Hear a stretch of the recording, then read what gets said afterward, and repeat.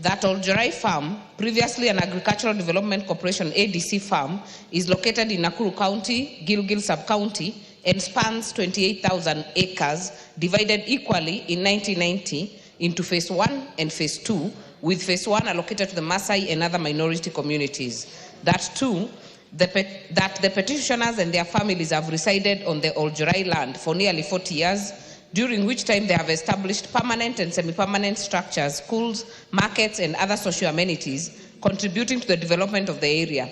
Number 3, that in 1997, the ADC allegedly sold 8,000 acres of the 14,000 acres, Phase 1, to Solai Rio Bay Farm Limited, creating tension and protest among the residents who have been promised settlement and title deeds by the government. Number 4, that several high-level meetings have been held since 2014 involving the Office of the President, the National Land Commission, NLC, the Ministry of Lands, the Nakuru County Government, and the community representatives to resolve the dispute, but no resolution has been implemented to date. Number 5, that in 2016, the government directed the NLC to finalize the settlement and issuance of title deeds to the Oljorai Farm residents within 2 months, yet no action has been taken. Number 6, that the failure to resolve the dispute has left the residents vulnerable to potential displacement, exacerbating historical land injustices, and undermining the residents' social and economic stability. Number 7, that the matter presented in the petition is not pending before any tribunal, court of law, or any other constitutional or legal body. Therefore, your humble petitioners pray that the National Assembly, through the Public Petitions Committee, 1, engages the Ministry of Lands and Physical Planning, Public Works, Housing, and Urban Development, and other relevant authorities with a view to investigating and ensuring that agreements reached in prior meetings between the government and the residents is adhered to.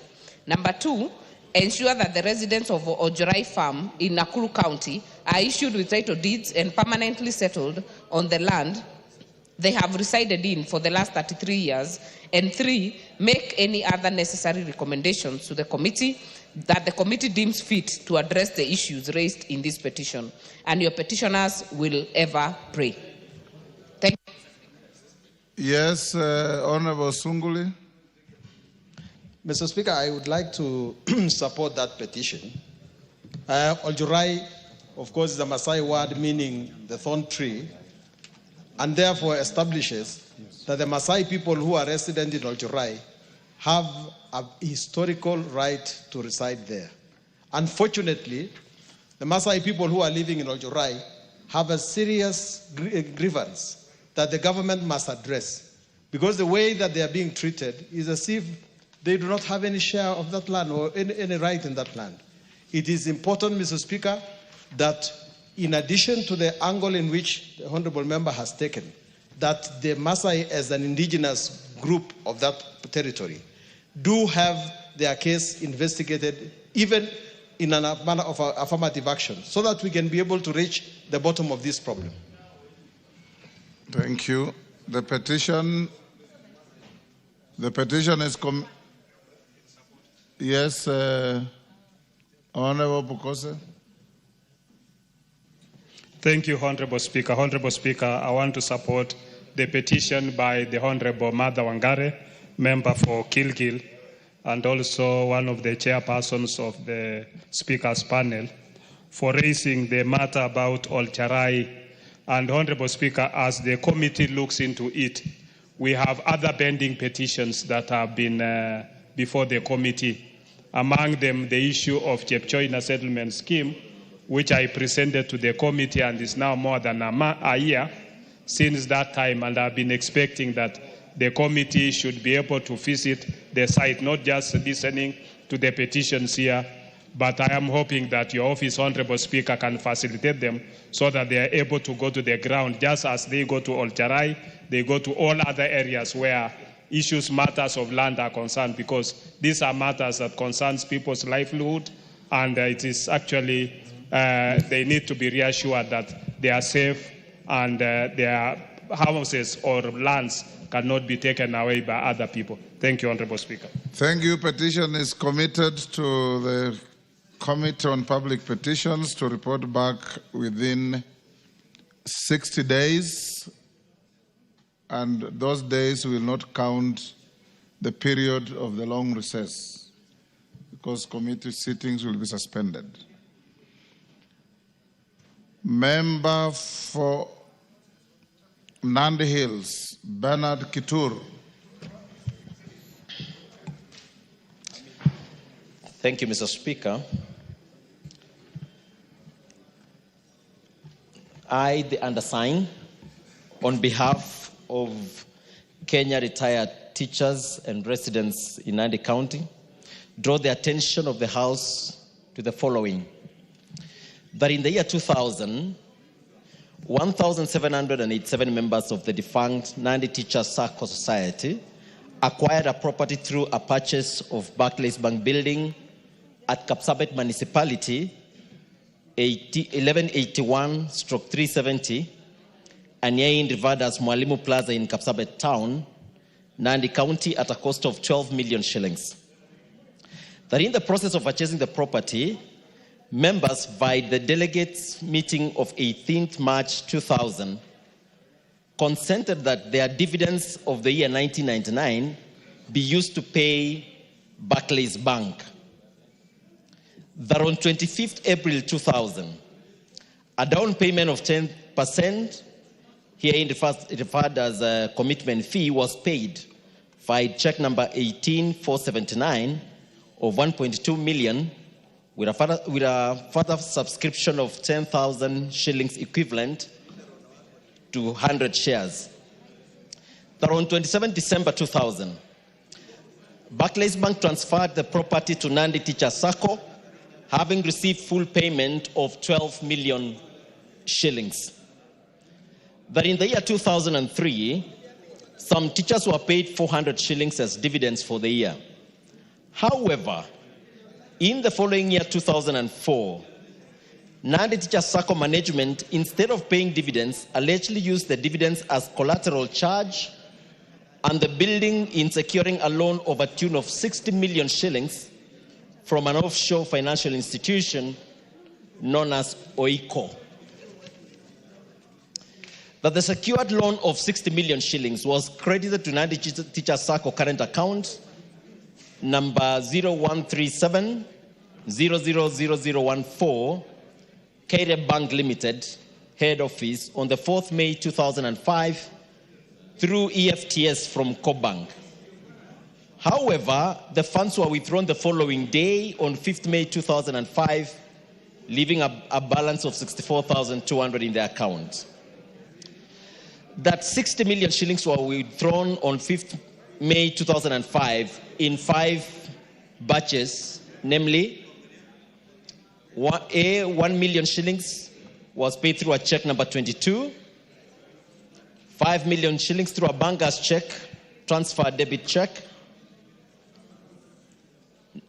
C, 9,920,251 in transfer funds to account number 4154-00007, and 40 million transfer funds through savings account 4154-00007.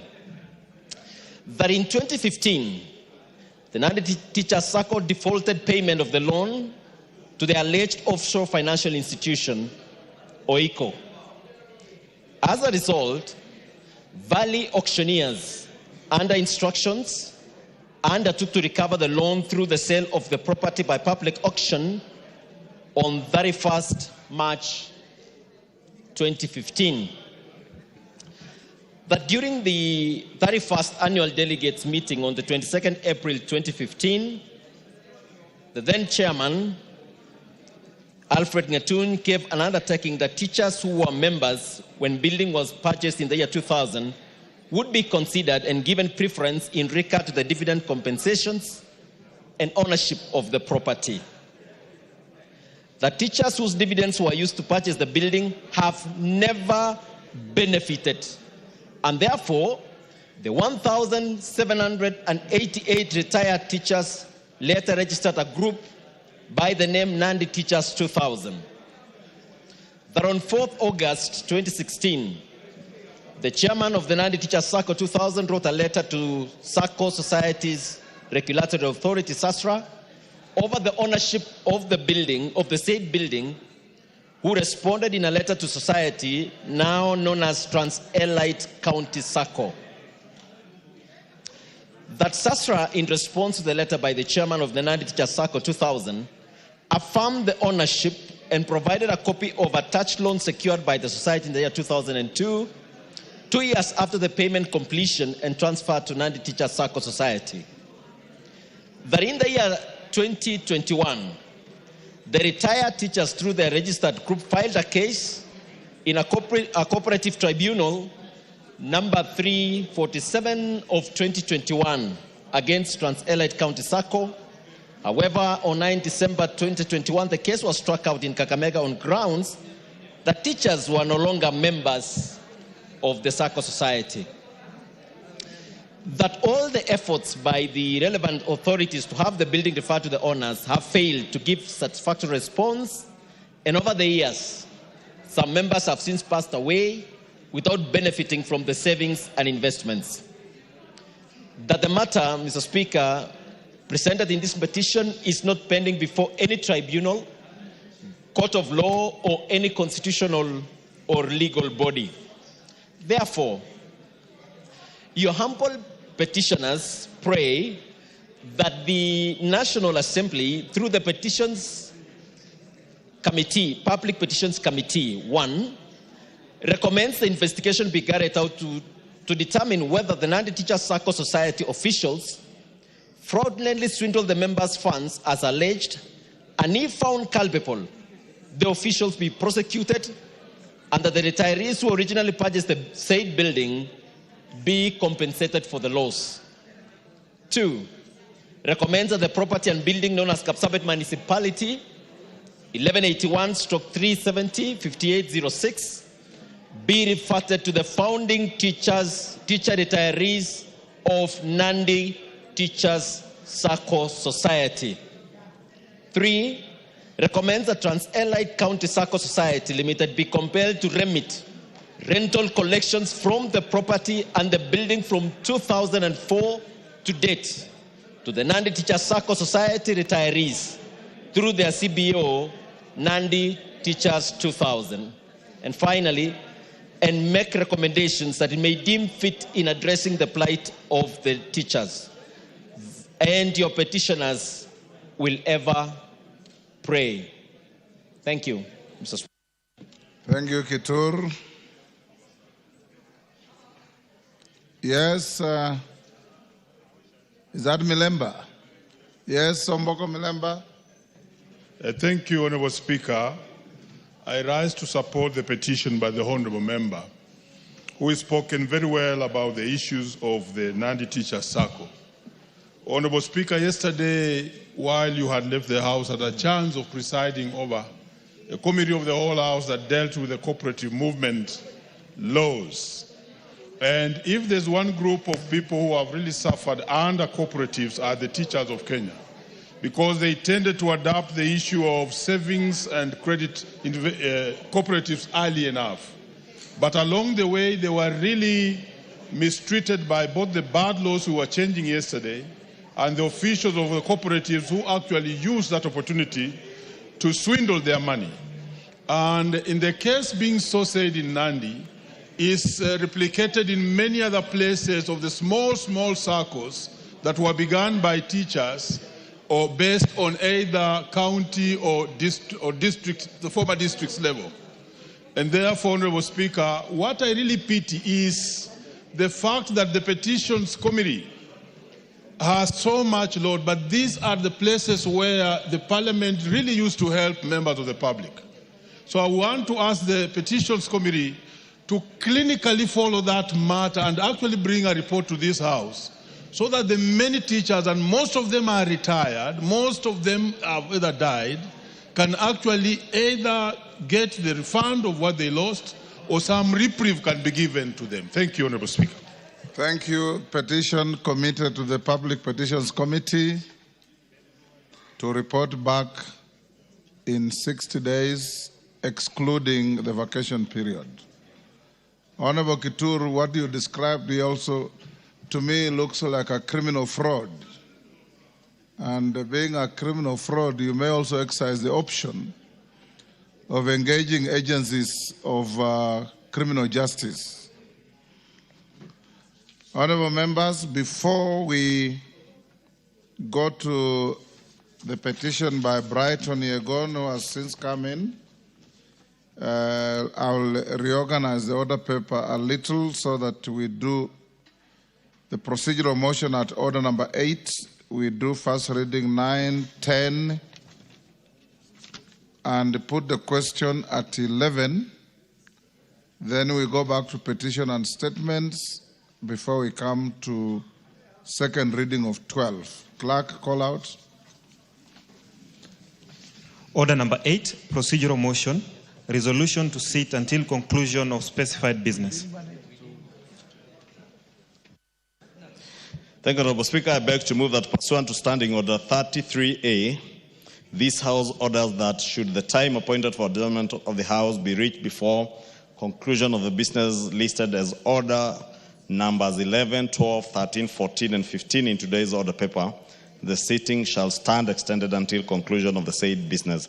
Honorable Speaker, as members are aware, because of the impending recess the day after tomorrow, it's imperative that we complete some of the critical business, and therefore the House Business Committee thought it would be wise we have an extended sitting today and probably tomorrow, so that today we are able to conclude up to order number 15 to enable us conclude with this business, especially the very important bills that are listed in those orders this afternoon.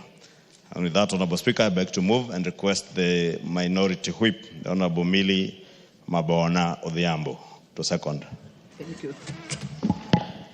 Thank you, Mr. Speaker. Mr. Speaker, I do second, and in seconding, I just wish to say that miracles do happen. Up until recently, we would hardly have any cordial chat with the majority leader. But now I can actually second, but much more so because what is also suggesting is good. Members of Parliament need to do business and finish before we go on recess, especially issues that are pertinent to Kenyans and that touch on their life. I do second. Thank you, Mr. Speaker. Honorable Millie, Shakespeare described politics as the art of the impossible. It's the art of the impossible.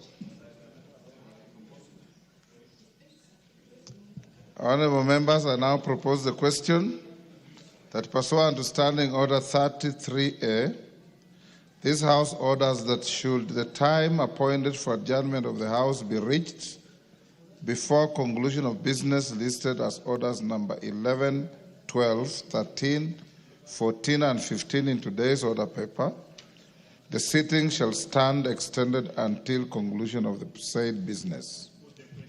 We put the question.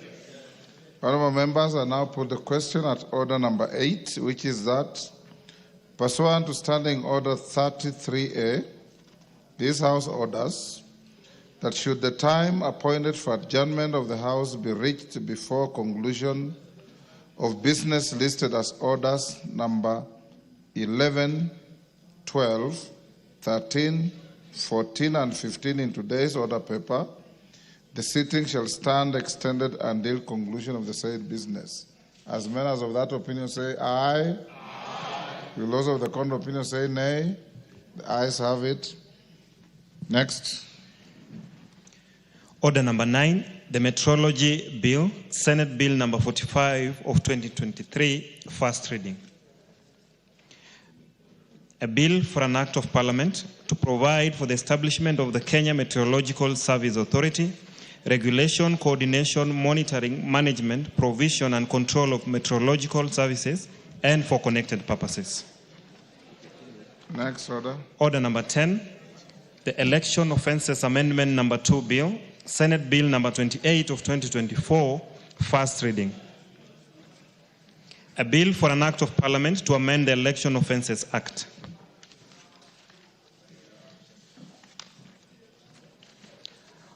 Order number 11, the Tax Procedures Amendment number 2 Bill, National Assembly Bill number 46 of 2024, second reading, question to be put. Order, honorable members. Those on their feet, take your seats. Member for Naivasha, take the nearest seat and leave the clerk alone.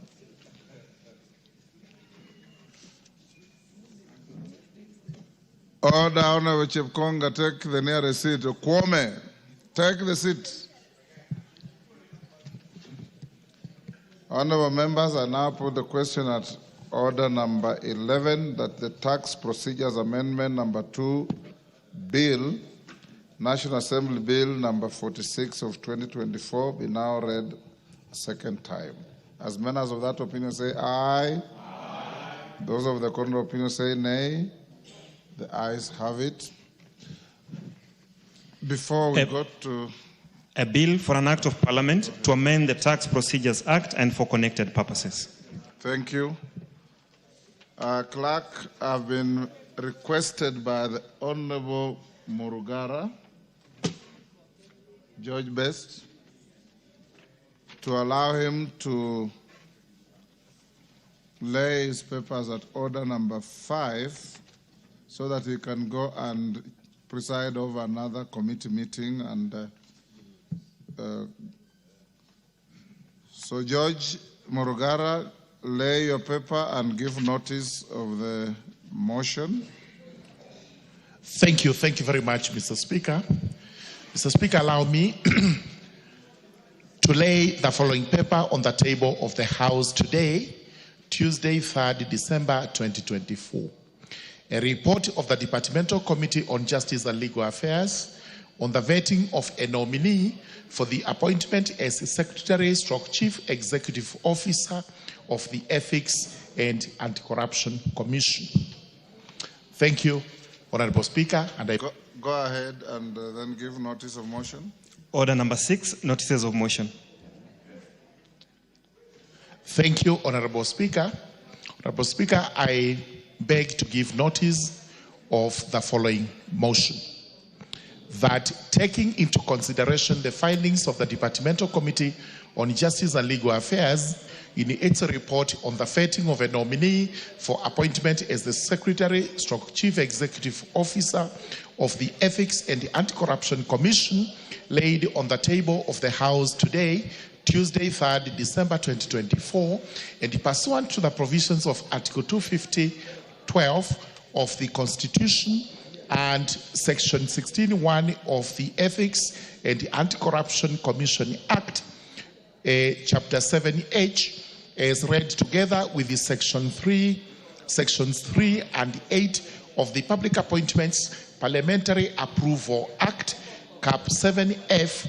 This House approves Mr. Abdi Hamed Mohamud, MBS, for the appointment as the Secretary/Chief Executive Officer of the Ethics and Anti-Corruption Commission. Thank you very much, Mr. Speaker. Thank you, Honorable George Murugara. We now go back to petitions. Brighton Yagon. Thank you very much, Mr. Speaker.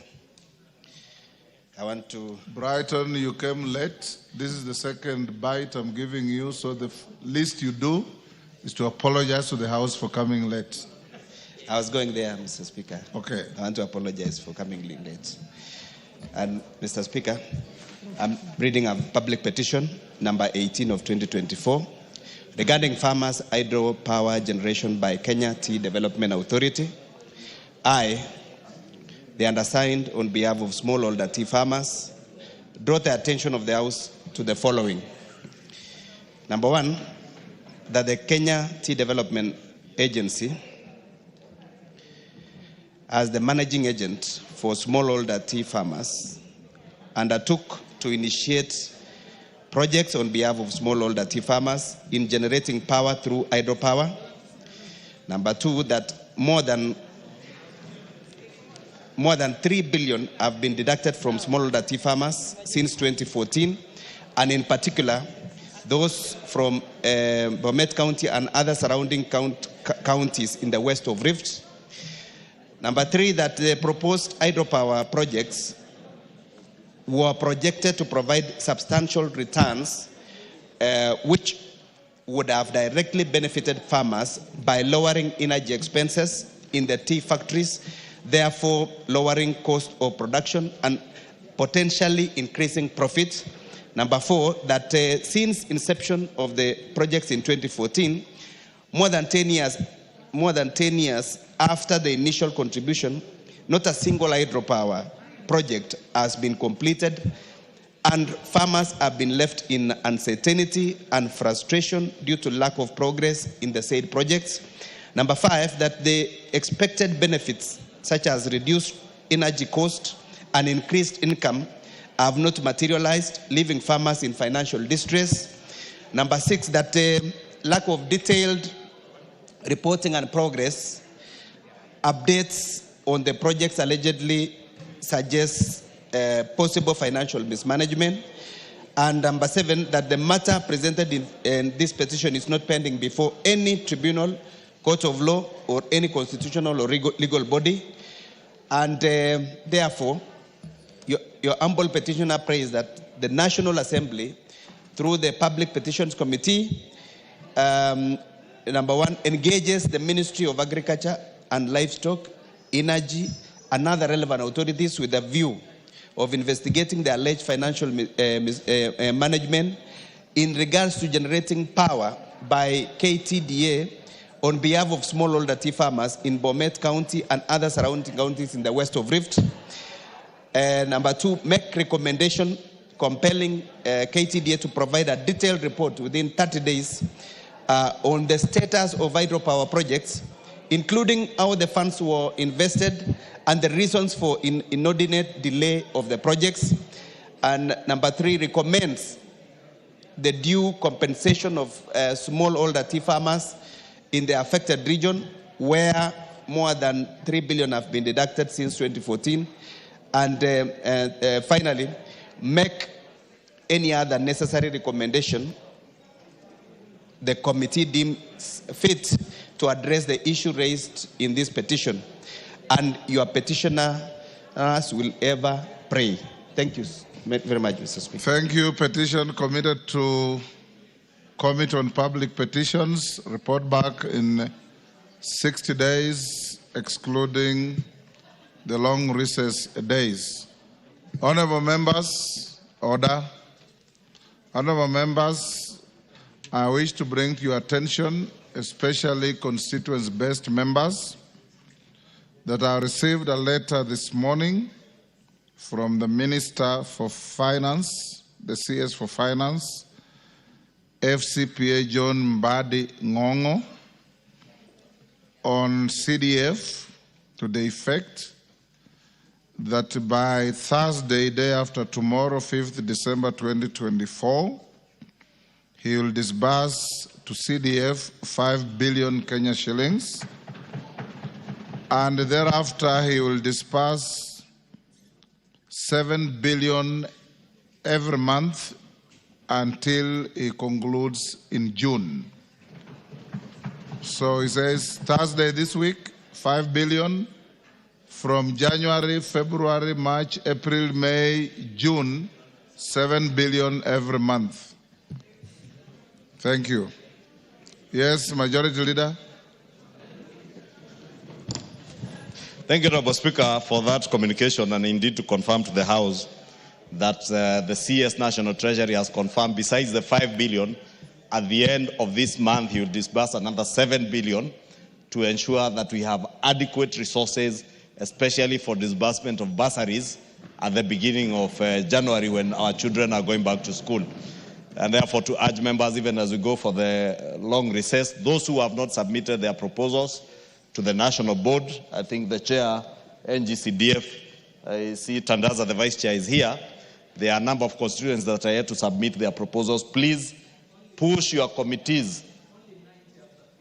Only 90 constituency CDF committees have submitted their proposals to the board, and you will not be able to access the money until and unless your NGCDF committees remit their proposals. So, as the people oversight in those NGCDF committees, as we go on recess, please push them to submit their proposals. I think the deadline was on 6th 6th of December, which is the day after, is a Friday.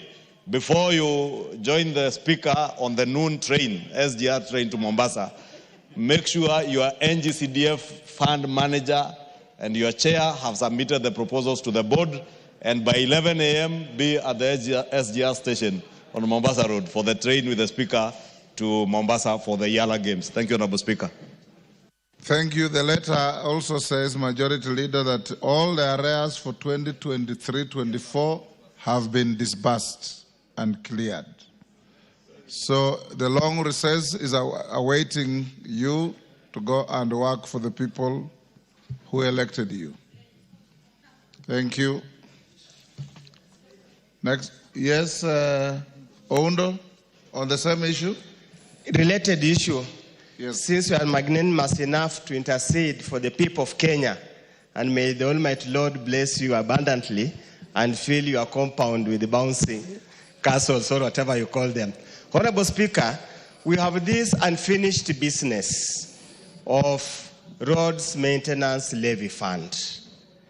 I know it might be being part of the ongoing mediation committee, but probably as you have interceded, is it possible you can also intercede on this matter? In the same vein, Honorable Speaker, we have constituencies, CRCs, have arrears for the last financial year. We have unremitted savings from the last financial year. Now with the rains devastating rural constituencies, our roads are becoming impassable. Is it again you can place your good word, your strong position, so that they could kindly look safely at the people of Kenya? We ensure that the roads remain passable during this bad, heavy rains period. Thank you, Honorable Speaker. Thank you, Honorable Undo. I will promise to do the same. Rindikiri, on the same? You know, I want to thank the CS, but I have a question. Right now, I have connected my fund manager with the vice chair, and the vice chair is telling me that all the money for last financial year have been disbursed, and my fund manager is saying no. I don't know who to believe. Order, Honorable Rindikiri. Your fund manager is not a yardstick for measuring what is going on.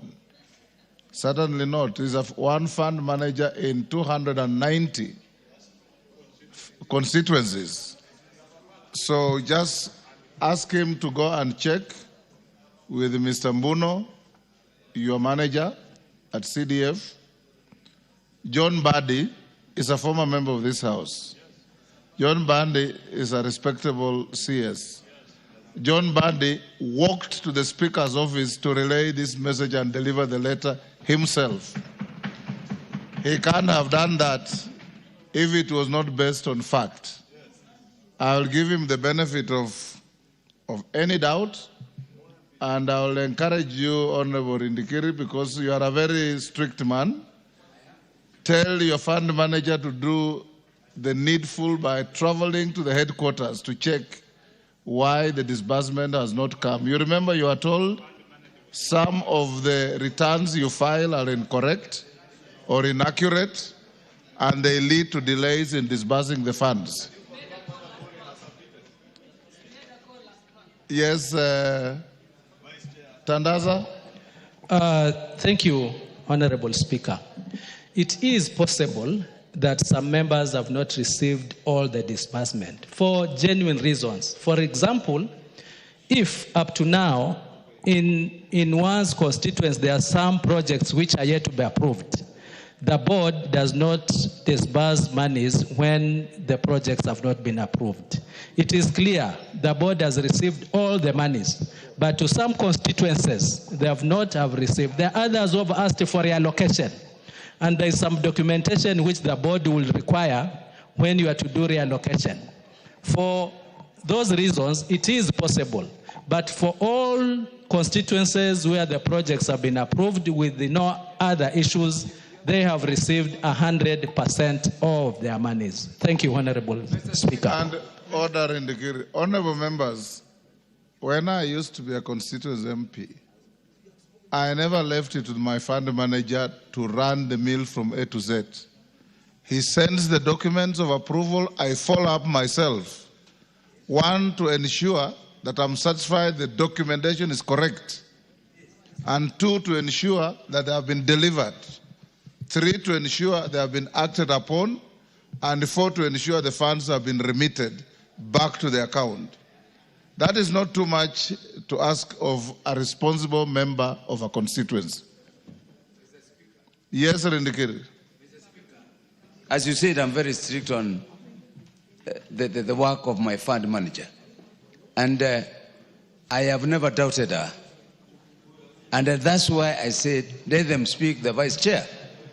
And she has confirmed that we have no outstanding approvals. Everything is done, everything is and it has been always like that. So, strictly speaking, we are not following the category of unapproved or outstanding documentation. And they have spoken. He is not denying that. Order, Tandasa, is not a matter between you and Rindikiri. Yes, Mulu? Honorable Speaker, actually the 5 million you mentioned, the 5 billion you mentioned, that's part of the arrears. So I think what the minister is saying is that by releasing the 5 billion, he'll have cleared 100%. Because of my own constituency, I have nothing pending, but I still owe the board 15 million. So, Honorable Speaker, that is the situation. Let the board. The bottom line, Honorable Makali Mulu, is that money is being disbursed. Go and work. Yes. Next order. Order number 5, papers. Majority Leader. Honorable Speaker, I beg to lay the following papers on the table of the House today, Tuesday, December 3rd, 2024, afternoon sitting. 1. Reports of the Auditor General and financial statements for the years ended 30th June 2021, 30th June 2022, and 30th June 2023, and the certificates therein in respect of the following: Moi Girls Senior Secondary, Salvation Army Mayani Secondary School, Lamu Girls Secondary School, St. Bakita Siakago Girls High School, Moi High School Mbiruri, St. Monica Girls Mulutu Secondary, Mbita High School, St. Anne's Mudale Girls Secondary School, Mary Hill Girls High School, Utumishi Girls Academy, Sacred Heart Mukumu Girls High School, Analat Secondary School, and Kibiko Secondary School. 2. Reports of the Auditor General and financial statements for the years ended 30th June 2024, and the certificates therein in respect of the following: State Department for Parliamentary Affairs, the Kenya Local Loan Support Fund, Kenya Citizens and Foreign Nationals,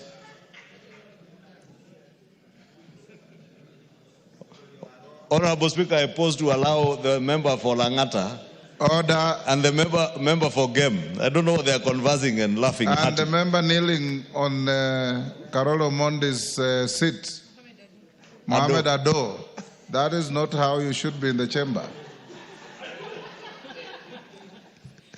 Thank you, Honorable Speaker. C is the Kenya Citizens and Foreign Nationals Management Service.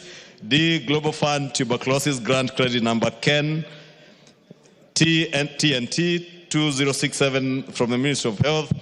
E, Eastern Africa Regional Transport Trade and Development Facilitation Project IDA Credit Number 5638-KE. F, Bura Rehabilitation Development Project Loan Numbers Badea 331, Kuwait 752, OPEC 1154P from the National Irrigation Authority.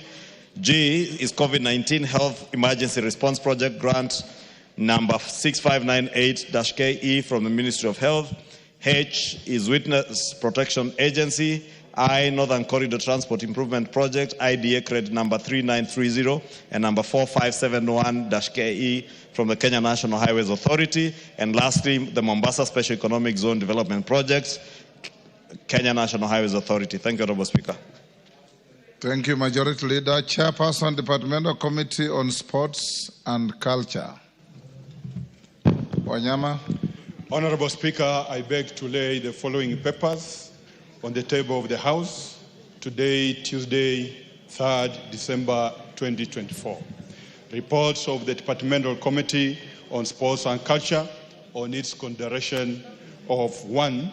Senate Amendment to the Gambling Control Bill, National Assembly Bill number 70 of 2023, and the Culture Bill, National Assembly Bill number 12 of 2024.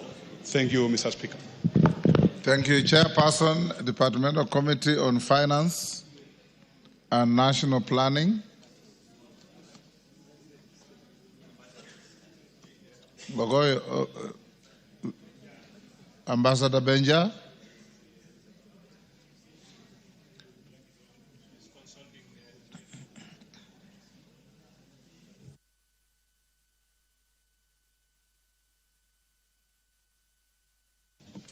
Honorable Langat, you don't have your papers? We'll allow you to table anytime you're ready. JLAC we have dealt with. Next order. Order number 6 we have dealt with. Go to order number 7. Order number 7, questions and statements. Let me finish first. Honorable members, before we call out statements as listed, allow me to acknowledge in the public gallery a group known as Blessed Veteran Self-Help Group from Runyenjes, Embu. Honorable Karemba has asked me to give him 1 minute to welcome them to the House. Give Karemba the mic.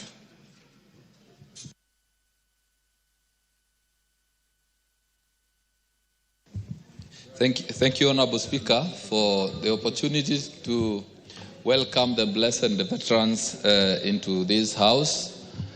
Honorable Speaker, these are the people who have given me an opportunity to serve in this House, to represent them. And I am very happy and particularly excited because among them I can see my former primary school head teacher and my standard 5 class teacher. Honorable Speaker. Very good. And also, finally, Honorable Speaker, I wish to assure them that I'll continue serving them diligently as I have been doing. And I am particularly happy because the things that have been said here while they were sitting there are matters that concern them, and they have really been following up on those issues. So they are happy that those things are being discussed here. So thank you, Honorable Speaker. Thank you, and on my behalf and on behalf of the House, I welcome the Blessed Veteran Self-Help Group to the House of Parliament. Thank you. We now go to statements. Omboko Milemba, MP Mhaya. You look bewildered. You look bewildered. You are listed as I'm always okay. Requesting for a statement. Honorable Speaker, I'm not bewildered. Yes. I'm steady and very much okay. I think I'm supposed to get replies from my chair. Is this for reply? Yes. Oh, yes. You are right, Omboko. Tongoyo. Yes. You are ready? Speaker, I am. Go ahead. Thank you, Honorable Speaker. And this is in response to my very good neighbor here, MP for Muhaya, regarding a statement he sought regarding the sporadic attacks in the Muhaya constituency. And in particular, the Member of Parliament wanted to know the status report of investigation into the killing of one Nicodemus Alijo. May his soul rest in peace. From a Sabia village in the Muhaya constituency, which was reported in Mbali police station under OB number 230210-2024, and if any arrest has been made, and the measures put in place by the government to ensure deployment of additional officers to the police station. Honorable Speaker, I want to state as follows. On the 2nd October, the Assistant Chief of a Saba sublocation in Dongei location, Mr. Wycliffe Mbandu, reported that he received information from members of the public that they had a gunshot at Mundila village. The police officers rushed to the scene where they found the body of the deceased lying on a feeder road with a gunshot wound. It was established that the deceased was a border rider carrying two passengers from Lunda town. However, the passengers turned against him, shot him, and disappeared with his motorcycle.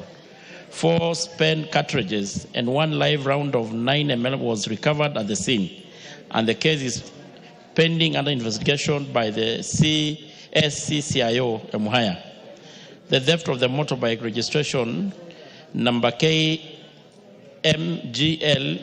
606Q MQKE Boxer was circulated to all police stations within the country, and a spent cartridge which were recovered from the scene has been forwarded to the forensic lab for further analysis to assist in investigation.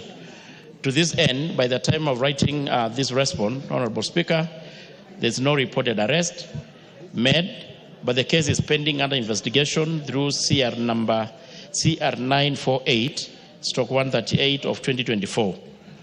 On the measures that the government put in place, in the last 6 months, a total of 25 officers has been deployed to Emuhaya constituency. However, the National Police Service will continue monitoring the situation and will take any other measures if need arises. Thank you, Honorable Speaker, and signed by Dr. Raymond Omolo. Thank you, Omboko Milemba. Are you satisfied? No, not satisfied. My able neighbor, good neighbor, and able chairman for internal security has given a very slim statement about a family and a person who was killed by unknown people, and has not even indicated if there are any hopes that the person who killed or the people who killed that particular person will be found, and has stopped there. But Honorable Speaker, and to my chair, it should go on record that Emuhaya and Luanda, which are neighbored, and they border in Luanda town, in the last 2 months or so, we have lost more than 19 people. And Honorable Speaker, I would want the chair to listen to this, because I know it's a matter that is really affecting the people of Bunyore. I wish Honorable Maungu was here. And 19 people, Honorable Speaker, have been killed in a period of 2 months. And even after the losing of this particular one, I sought a statement. It should go on record that I've been here severally doing similar statements with just the same answer. And even after the death of this one, 2 other people, Honorable Speaker, protect me from this team here. Order, Honorable. There's a team here, Honorable Kawaya. Speaker.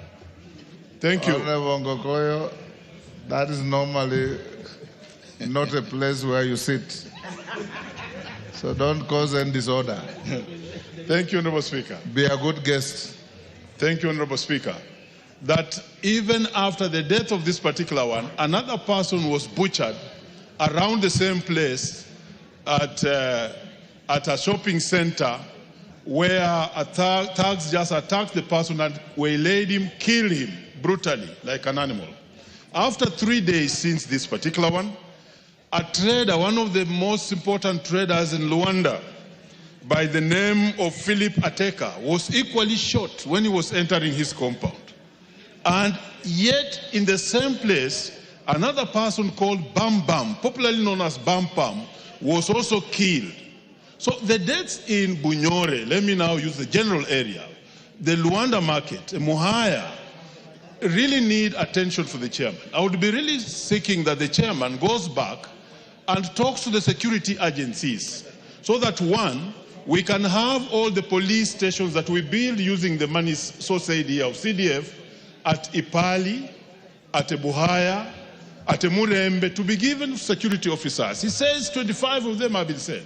But, Honorable Speaker, we have 5 police posts that have no officers.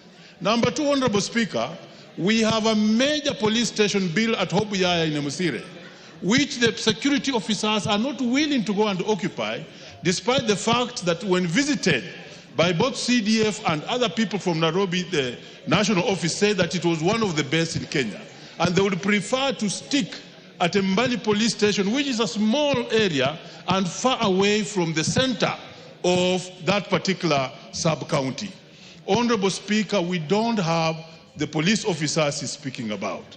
And insecurity is really very, very high. I talked to one of the sub-county or county officers, I'm winding up, who said that the problem is cultural. That was an insulting answer from an officer of that status. Honorable Speaker, I'm not satisfied, and I would wish the chair goes back and brings a serious answer, including why the rest of the people, 19 people, have been killed in that area. Thank you, Honorable Speaker. Yes. Thank you, Honorable Speaker. I really feel the concern of the member. And it's very unfortunate that there has been more cases, reported cases of death, even after this statement was written. Honorable Speaker, I think the statement was very clear. There is an additional officers, and of course the National Police Service will add if need be. And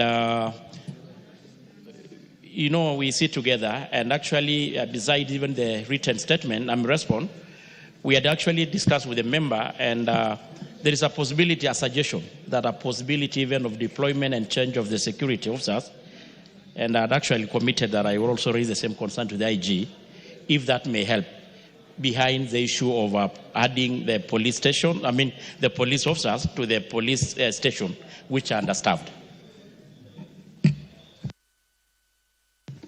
Milemba. 1 minute. I want to put it and let it go on record, and very softly, that unless action is taken in Luanda town, we shall continue losing many people. We have lost 19 people in 2 months, and the series is ongoing.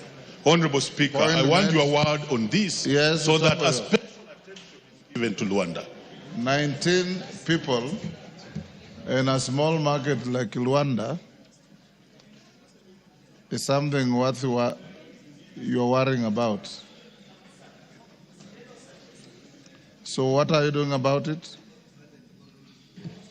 Honorable Speaker, I'd say that I'll raise the issue. And from what your colleague is saying, these are not just soft murder, brutal murders. Yeah.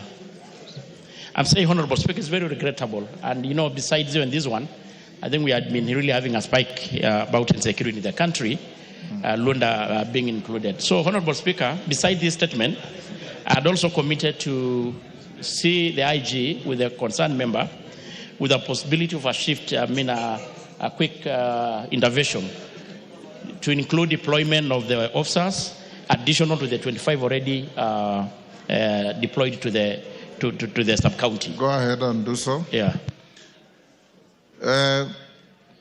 Response to a statement by the Chair, Departmental Committee on Blue Economy and Irrigation, requested by Gideon Mulyungi. Is Gideon in the House? Yes. Go ahead, Bowen. Thank you, Honorable Speaker.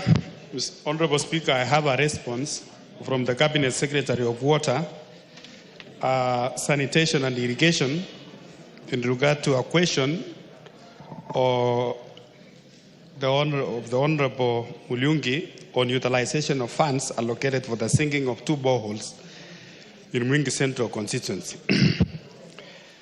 Honorable Speaker, I refer to your letter dated 6th of November 2024, and water has remained a critical need for Mwingi Central, just like any other water deficient constituency in Kenya, in arid and semi-arid belt. The different natural resource, endowment and economic opportunities in the dry lands and the rising population have made the constituencies have different priorities when determining where and how to fix our water challenges. Mwingi Central preliminary depends on Kiambere Dam, water supply, boreholes, shallow wells, water pans, and small hard dams, which are not sufficient to meet the increasing demand for the commodities in the area. This against this background that the Ministry of Water, Sanitation and Irrigation through the Nandi Water Works Development Agency has drilled Kavoko Primary School and Kalesi Primary School's boreholes and currently awaiting the second phase of disbursement for the equipping of the 2 boreholes. Honorable Speaker, the Honorable Dr. Gideon Mulyungi, the Member of Parliament for Mwingi Central constituency, requested for a statement from the Departmental Committee of Blue Economy, Water and Irrigation regarding the utilization of funds, allocation of sinking of 2 boreholes in Mwingi Central constituency.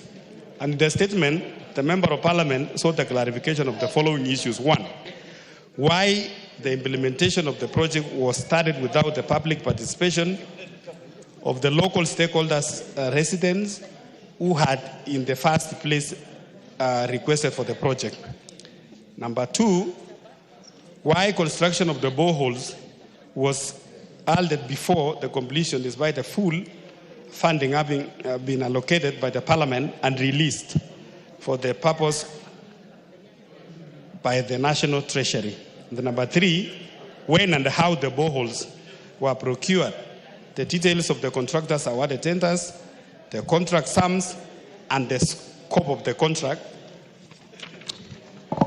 And number 4, when will the exercise be completed and whether this could be expedited to alleviate the challenges of accessing water in the area residents. Mr. Speaker, I wish to submit as follows. The response requested for the statement by Honorable Mulungi, why the implementation of the projects was started without the public participation of the local stakeholders and area residents who are the first place requested the project. Honorable Speaker, the 2 boreholes sites were identified by the local leaders who indicated that 2 are very needy institutions in the communities. The Dana Water Works Development Agency, on behalf of the Ministry of Water, Sanitation and Irrigation, had carried out an initial public participation for the drilling of the boreholes during the hydrological survey investigation. Kalesi public participation was conducted on 23rd August 2024 before drilling commences on 26th August 2024. And Kavogo borehole initial public participation was held on 29th August 2024 before the drilling commenced on 1st September 2024. Further, the Danahati Water Works Development Agency did a public participation in consultation for the equipping of Kavoko and Kalesi boreholes on 14 October 2024 and 3rd October 2024, respectively. The agency has planned to carry out 2 more public participation forums once the final tranche of the funds are released for equipping of the boreholes. Question number 2, why the construction of the 2 boreholes were halted before the completion despite the full funding from the Treasury. The Honorable Speaker, it is true that the Kavoko and the Kalesi boreholes have been allocated 10 million each, totaling to 20 million. But to date, the funds released by the National Treasury to Tanati Water Works Development Agency through the State Department of Water and Sanitation is 2.5 million each, but borehole making it 5 million. Although the funds were not enough to drill the 2 boreholes, alone without the equipping, the agents proactively have already drilled the 2 boreholes with additional funding from savings realized from other projects within the program. Currently, the agents have started the technical designs for equipping and pipeline extension, after which the process of procuring the contractors to equip the 2 boreholes will commence immediately the funds are dispersed. Once the contractors are been procured, the agents will kickstart the further public participation before equipping the boreholes. On question number 3, Honorable Speaker, the drilling contracts for the Kavogo primary school boreholes was awarded to Rachan Limited BO Box 985 Kitui on 25th July 2024, and drilling commenced on 1st September 2024, completed on 5th September 2024 at a contract sum of 3,550,596. The borehole yields about 15 cubic meters of water per hour. The drilling of contract for Kalesi Primary School was awarded to Retoki Limited of Biopox 385 Kitui on 25th July 2024. The drilling commenced on 26 August 2024 and completed on 31st August 2024. The contract sum of the contract sum is 3,883,174. The borehole yields about 3.5 cubic meters of water per hour. The scope of works for each contract involves the drilling, the casing, the gravel packing, the flushing development, and the 24-hour pumping of the two boreholes. Yes, Bogoyo. Thank you, Mr. Speaker. I raise on the Speaker's rule number 9. Mr. Speaker, earlier on you read a very comprehensive ruling on how members should dress in this House. Yes. Honorable Bashir, Mr. Speaker, is not dressed in accordance to Speaker's rule number 9. And Mr. Speaker, in your ruling that you delivered last year, I think it was number 82, you described the manner in which a member should appear in this House. And the Honorable Bashir is even a vice chair of a committee, part of the leadership. And Mr. Speaker, he does not have a tie. He's not dressed in accordance to your guidance. A very comprehensive ruling, Mr. Speaker, that you issued for almost 1 hour in this House. So, Mr. Speaker, I seek your guidance because he's the chair of a very powerful group that I belong. You let Bowen finish first. Thank you for bringing that to my attention. Mr. Speaker, the process of procurement of the two boreholes was through restricted tendering method, which involves the issuing of bids to registered pre-qualified contractors in our database. The last one, Mr. Speaker, the last question, the technical designs for equipping and laying of pipes, construction of water kiosks, and installation of water tanks in Kavoko Primary School borehole and Kalesi Primary School boreholes are ongoing, and the procurement process for equipping will commence immediately. The remaining funds amounting to 15 million are dispersed and the technical designs are completed. Thank you, Honorable Speaker. Thank you, Bowen. Mulyungi. Mr. Speaker, I'm not satisfied with that answer because the chairman has been given wrong information by the agency. The information he has read is not factual, and that is why I raised this issue. The process is very suspicious. Mr. Speaker, this is a House of Records. And Mr. Speaker, the chairman has read a statement which lies that public participation was done. And the reason why I raised this matter is because members of the public came to me complaining that there is a project being done without their knowledge. And it is only after that that public participation was done after the drilling was completed. Mr. Speaker, if the chairman is convinced that public participation was done before drilling of the boreholes, let him provide a list of the attendees, signed list of the attendees who participated in the public participation. Mr. Speaker, I also want to know why only 5 million was dispersed out of a budget of 20 million, considering this was a public participation budget, which is never touched.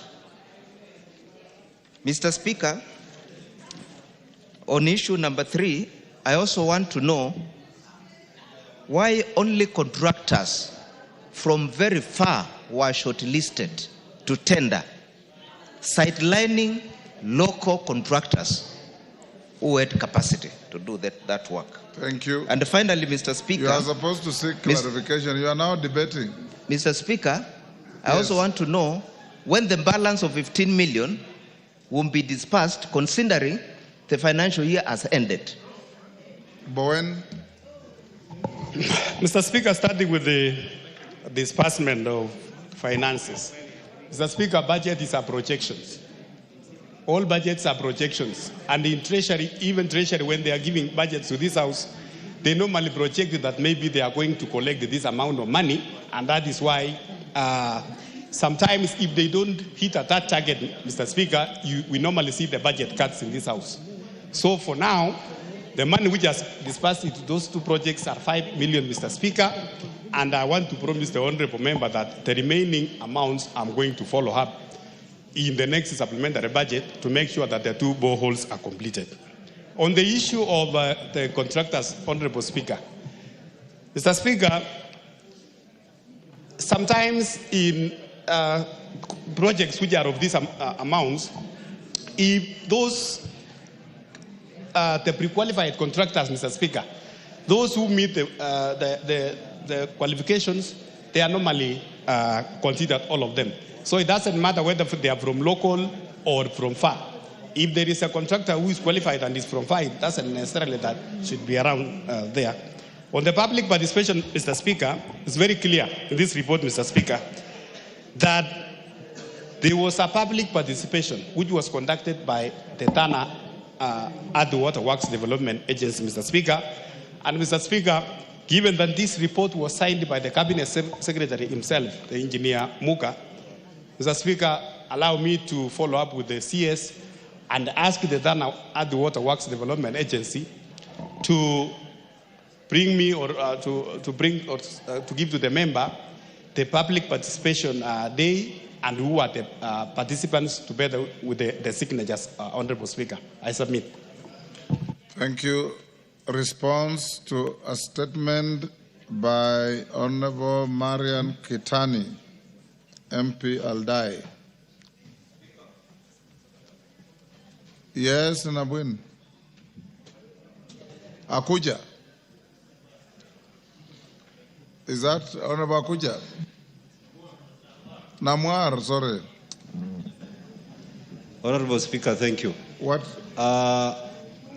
Offer to the chair for, I don't know if he's listening. What do you want to tell Honorable Bowen, the chair for Blue Economy, Water and Irrigation. Wants your attention. Honorable Chair, here on 13th of August at 2:30, I raised a statement regarding incomplete projects in Turkana Central by National Water Harvesting and Storage Authority. It is now 4 months down the line. I have asked the chair what is going on. Up to now, there is no response. Bowen. Speaker, I will request your direction on the same. Honorable Bowen, Chairman. Mr. Speaker, it is true that the honorable member requested for a statement about status of projects in Turkana County. And I remember, Mr. Speaker, at that time, many members also raised the same. There were so many incomplete projects in many constituencies. And Mr. Speaker, when we engaged the ministry and the CS, they requested for more time to compile a more comprehensive report, not only in Turkana County, but also across the country, because it is a problem across the country. So, Mr. Speaker, I want to ask my good friend Akuja that let me engage again with the ministry, because they were saying they want to do an entire comprehensive report. When can you bring a response? Allow me, Mr. Speaker. This Thursday? This Thursday. Brought us? Yes. Thursday? Thank you. Marian Kaitani statement. Tongoyo? Thank you, Honorable Speaker. You have the response? Yeah, I do. In Order, honorable ladies, the gracious ladies at the back. Honorable Please, Speaker, you are disrupting the proceedings. In response to the statement sought by the member of our Aldai constituency, Honorable Marian Ketan, concerning insecurity in our constituency, and with alleged cost by change of security personnel. I want to respond as follows. Honorable Speaker, and on 1st November 2024 at about 3 p.m., Mr. Elkanah Kiblangan Mugun, a businessman at Kaptum, was attacked and killed at his gate while returning home.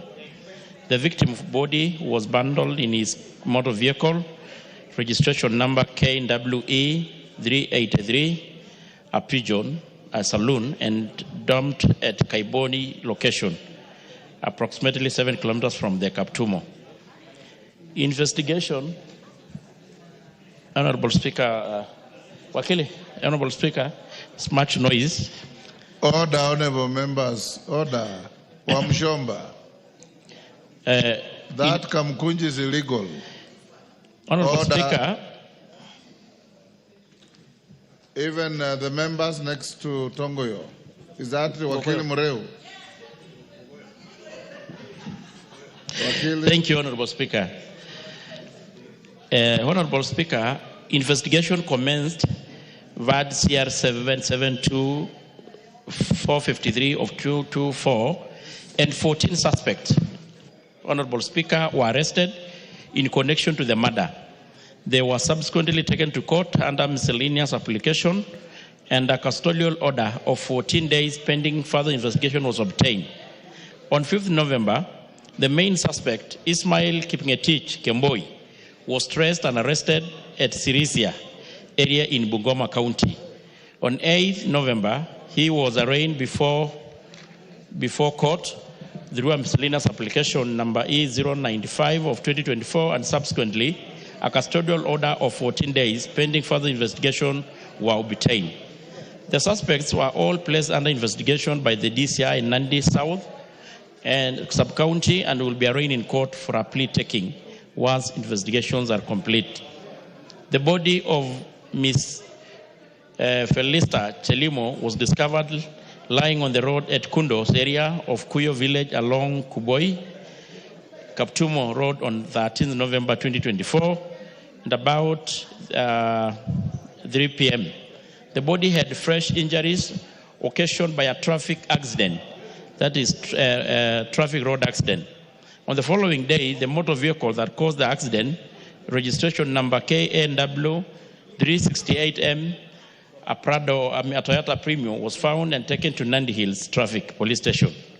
Traffic Department is handling the matter via inquiry number IAR F3 of 2024. On the second question, Honorable Speaker, on the action being taken, investigation were conducted and 15 suspects were arrested in connection to the murder of Elkanah Kiplangat Mugun and arraigned in court. And I had mentioned earlier that in the inquest file has been opened to determine the culpability of the driver of the motor vehicle involved in the hit and run accident. Honorable Speaker, and the measures being investigation into the recent spate of stock theft cases involving 30 kettles are ongoing, and the following suspects were arrested in the month of October in connection to the cases: Lucy Chalagat, Christopher Maio Kipkemoi, Elizabeth Kibet, and the following are some of the measures: the increased police patrols, revitalized community policing initiative, the arrest and prosecution of perpetrators and offenders, and arresting and prosecuting persons suspected of inciting or participating in violence or aiding the stock theft, thus deterring future conflicts or stock theft. Concerning the last concern, whether there is a correlation between the rise in insecurity and the transfer of the security personnel in the area in the sub-county, Honorable Speaker, I want to state as follows. Deployments are ongoing activities within the police service. That is a human resource duty. And the government is not aware that the recent changes in the security personnel at the sub-county level as in any way as a correlation with the increase in the insecurity in the area. Thank you, Honorable Speaker. Thank you, Honorable Speaker. Now, I have listened to the statement, and the issues that I raised, Honorable Speaker, are actually getting worse. One of the issues I had said was the transfer of officers in my constituency has created insecurity. What happened, Honorable Speaker, is that all the officers, OCPDs and OCSs, all of them in my constituency, the ACC and the DCCs, all of them were transferred at the same time. And new officers were brought in. From that time, Honorable Speaker, a week later, the death that I have mentioned happened. And as we speak today, in the last 1 month, 3 bodies have been discovered. And those 3 bodies are members of my constituency in one ward called Terik Ward. This is a ward that is near Kisumu County, and it also borders the western Vihiga County. So 3 bodies in the last 1 month. And I think following up on the issues that are coming up on these bodies, the officers, the DCI, the OCPD, the OCSS, they are unable to give a track of what is happening. One of the issues they have raised is that the OCPD is complaining about laxity of his officers, because some of his officers are found drunk at work.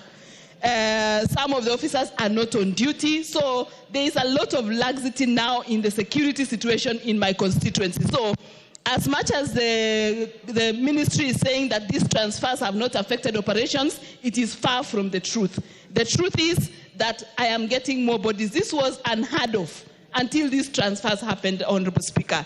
On the second issue of the investigation of the death of Elkanah Mugun, also known as Simba, yes, I am aware that investigations are ongoing, and the 14 suspects that have been arrested were released because the 14-day custody lapsed. And that, Honorable Speaker, gave a lot of tension in the constituency because the residents wanted to go back on the streets to demonstrate, and we had to cool tension and tell them that investigations are still going on. As we speak today, the family members are saying even the forensic sample report has not come out. That is 1.5 months since the death happened and since investigations happened. So I don't know for how long this investigation will happen. Even one simple report of a sample, a forensic report coming out to at least try and unravel these deaths. So, Honorable Speaker, as we speak right now, my security situation in my constituency is deteriorating.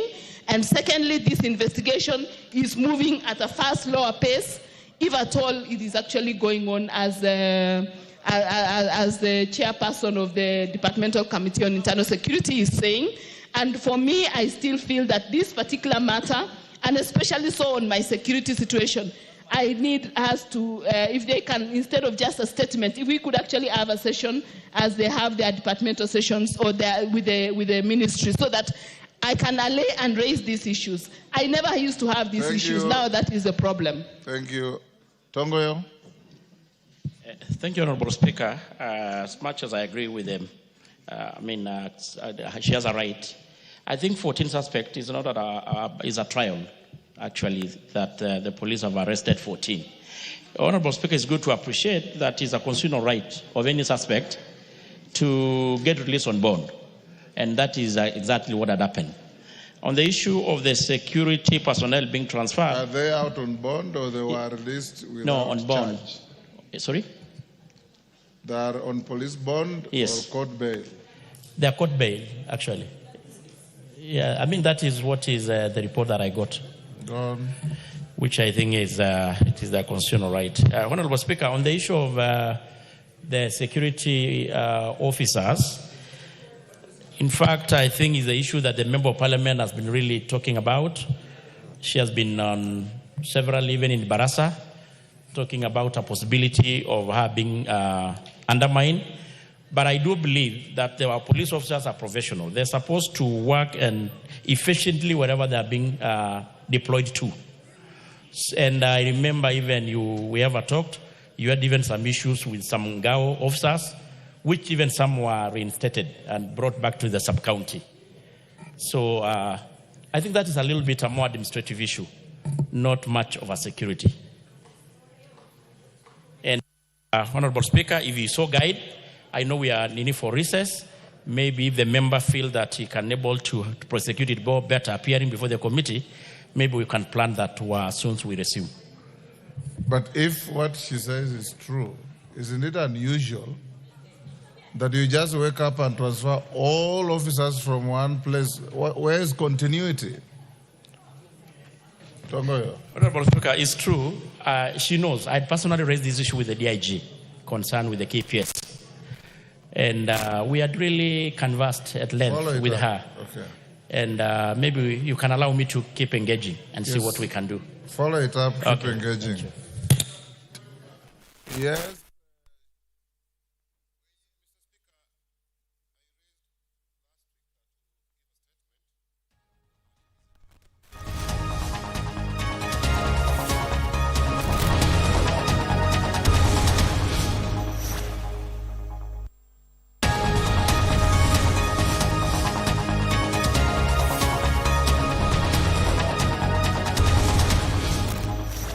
And I saw him leaving the chambers.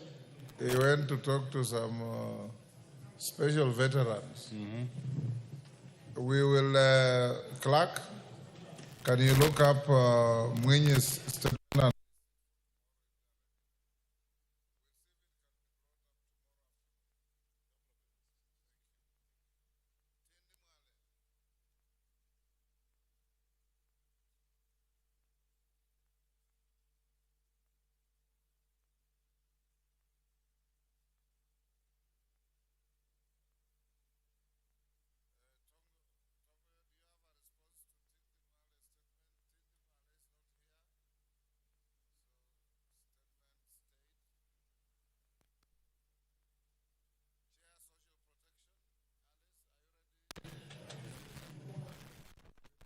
Move that the Senate adopts the report of the joint sittings of the Standing Committee of Finance and Budget of the Senate and the Departmental Committee of Finance and National Planning of the National Assembly on the nomination of Mr. Gerald Nyaoma Arita for the appointment to the position of the Deputy Governor of the Central Bank of Kenya, which was laid on the table of the Senate on 20th of November, Mr. Speaker, and pursuant to Section 13B1 of the Central Bank of Kenya and Section 8 of the Public Appointments Act, approves the nomination of Mr. Gerald Nyaomi Arita for appointment of the position to the Deputy Governor of the Central Bank of Kenya.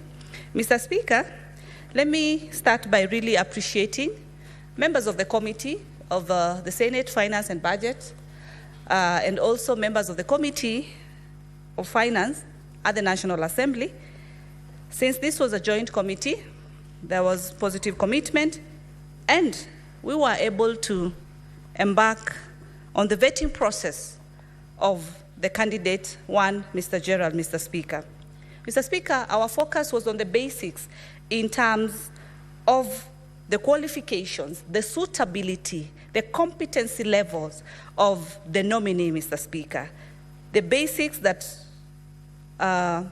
were the education in terms of the Higher Education Loans Board, the EACC certifications, the DCI, any reports, or KRA, Mr. Speaker, Office of the Registrar of Political Parties. Mr. Speaker, as a committee, through this joint sitting, we were able to verify these documentations, and I want to confirm before this House that, Mr. Speaker, Mr. Gerald was able to meet the required specifications as far as these documentations were concerned. Mr. Speaker, Mr. Gerald has over 36 years experience in his banking expertise or sector. And actually, Mr. Speaker, to narrow it, is that his expertise comes highly from the Central Bank of Kenya. The nominee, Mr. Speaker, does hold a master's degree in philosophy from the University of Cambridge in the UK, and also holds a Bachelor's of Arts degree in economics from the University of Nairobi, where I'm also an alumni, Mr. Speaker. He also holds a certificate of public accountant certificate and certification, and is a certified public secretary from CASNEB, and is also an associate of the Kenya Institute of Bankers. Mr. Speaker, when it comes to academic qualifications, Mr. Gerald was able to meet the required standards, the required qualifications of a nominee or a candidate for this particular position. There is affiliation to the bodies, the different bodies that I've mentioned, the Bankers Institute, the Kenya Institute of Bankers, CASNEB, ISPAC member, Mr. Speaker. This a vast spread of his certification then gave him not only the qualification on paper, Mr. Speaker, but also brought about his experience when it comes to his 36 years working experience, Mr. Speaker. What the committee was also able to appreciate is that this particular position has also been given to one person who was also part of the CBK team for this number of years, Mr. Speaker. It's not someone who's coming from a different organization or entity, but someone who has also been in this particular institution. Now, Mr. Speaker, the 36 years experience of one Mr. Gerald comes and is accompanied by his expertise on the payment systems, quality control, Mr. Speaker, the banking supervision, banking services, and the financial market, Mr. Speaker, which is very key to this country. He holds the skills and expertise needed for the position because the experiences that he holds gives him the opportunity to be able to also adequately advise the central bank in terms of the economic matters. Remember, he's a bachelor's holder in terms of in matters economics. So with his experience, Mr. Speaker, the 36 experience then brings the blend of a qualified candidate in this particular position, Mr. Speaker. Mr. Speaker, earlier, remember, a time back, I was able to raise the concerns of fraudulent withdrawals in different banks. This is a matter that CBK was able to take up. And during our vetting process, Mr. Speaker, Mr. Gerald was able to really come out on how to curb the fraudulent withdrawals by rogue fraudsters in this country, among other nations, who have embarked on a system of online robbing, online fraudulency through the modern digital banking system. He was able to highlight on the quality control measures that he has experience on, and they continue to ensure that the over 42 banks that we have in this country are well, in place so as to ensure maximum quality control, Mr. Speaker. So the committee was able to consider the nominees' qualifications and also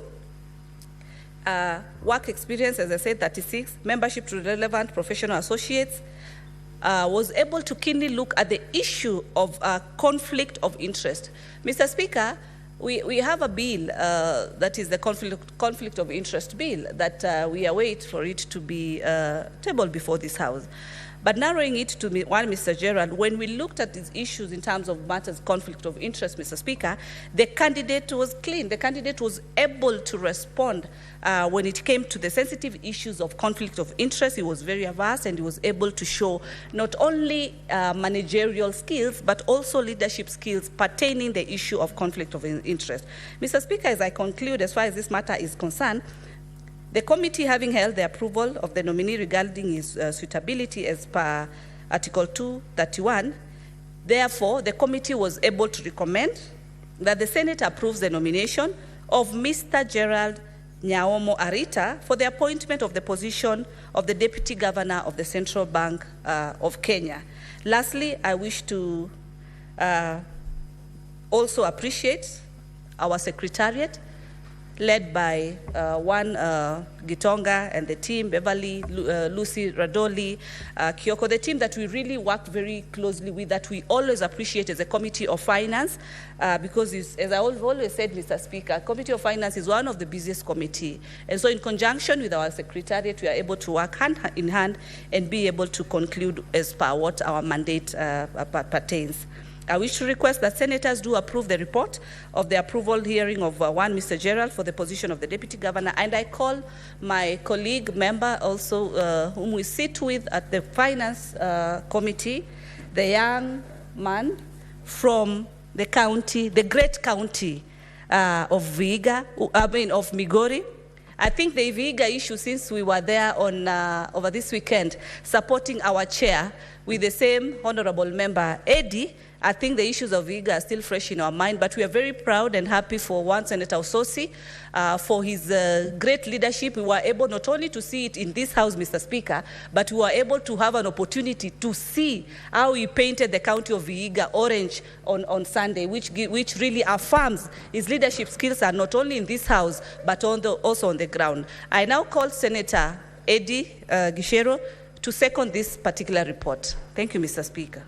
Senator Tabitha, this house might be interested to know what transpired in Vihiga. We might be forced to select a committee, a special committee, to investigate the activities in Vihiga of the senators who are there. You want the Senate, the wallets were lost, the accounts, and now also you are confusing the senator for Migori comes from Migori, not Vihiga. So, Senator Andy, don't give us big experiences, but just second the motion. Mr. Speaker, why is it that you are careful if I want to give you experience in Vihiga? It has become a matter of concern. I can assure you that, Mr. Speaker, there was no any problem. If there was any losses, it was just a lack of individual keenness, a personal responsibility. But in terms of the event, that the way it was organized by Senator Osotsi and his team, it was marvelous. Representation of what ODM as a party is always, a very organized and a high-level party in the entire continent. But that said, Mr. Speaker, I think I'm here to second, and I do second this particular report by the Senator Tabitha. And Mr. Speaker, this is basically a routine report because of the fact that once the two houses canvassed around the presentation of the gentleman, Mr.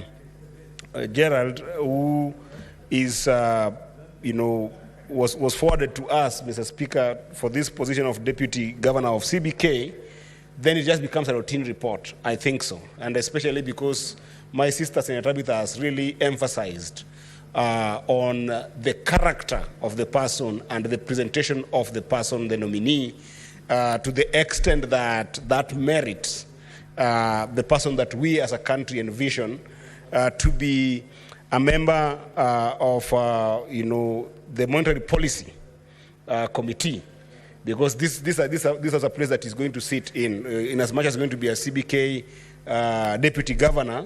The biggest thing is also that he's going to be a member of the CBK Monetary Policy Committee. And Mr. Speaker, what I wanted to just stress is that where we find ourselves today as a country, even as we take in newer people into the central bank, of course, he's not new in central bank, he has worked there for over 15 years, but in this particular role, he's going to be new in that role. He's also going to be new in the MPC. And Mr. Speaker, what I wanted to stress is that our central bank at this point in time really needs more capacity in terms of human resource to rethink the entire monetary policy at the CBK level. Because, Mr. Speaker, even as we speak right now, the world is run by nanotechnology. The world is at a place where financial services have reached a point whereby we've got fungible assets and invisible assets.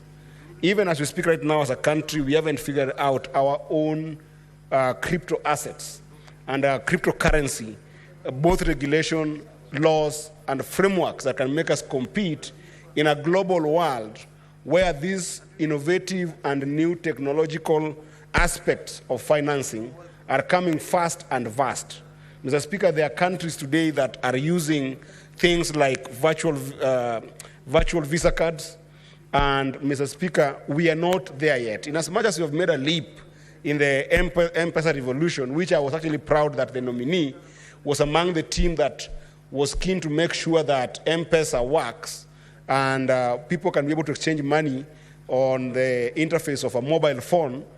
Even though we have made serious strides as a country on M-Pesa front, we are still lagging behind on this innovative, and very complex, dynamic financial assets. and virtual assets. And this is very important for us as a country to start reflecting. Another reflection, Mr. Speaker, I wanted to put very closely is on this management of our monetary policy, Mr. Speaker. Mr. Speaker, you will know that in October, the central bank passed their CBK rate at 12. But you're not seeing a corresponding element in our commercial banks.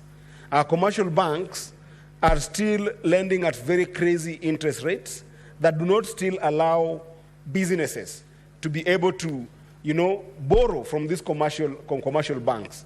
I would want to see innovation, Mr. Speaker, in terms of the management of central bank, whereby even something like the CBR can be used as a formula in terms of the requirement of how the commercial banks end up lending people money. Because, Mr. Speaker, we have seen a serious crowding out effect, given that we are still having a proper problem in terms of our debt management crisis in the country, where the government is still forced by circumstances to still borrow more domestically.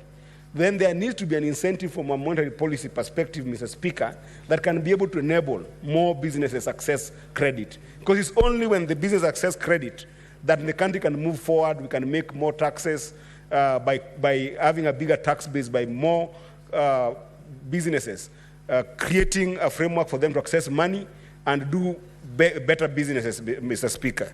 The last thing that I wanted to say, Mr. Speaker, is that while there is importance to look at what is happening at the central bank, Mr. Speaker, it's also very important for us as a House, because now I've gotten this opportunity, this is what I wanted to talk about in my previous opportunity, that we as a House must be able to work really, really hard in the next 2 days. Because in the next 2 days, if you don't figure out CARA, particularly, Mr. Speaker, and the disbursement schedule, Mr. Speaker, our counties are going to suffer massively. Because as the Chair of Finance and Budget will tell you, Mr. Speaker, currently we are only depending on the advisory of the Attorney General for counties to access money using, regulation number 134 of the PFM, which says that in the event that we have got this problem, then counties can access up to 50% of previously allocated resources. Now, that window is going to close in this December. So, Mr. Speaker, I don't want to bore you much with a lot of conversation about this nominee, because I second and I hope that the House will approve this.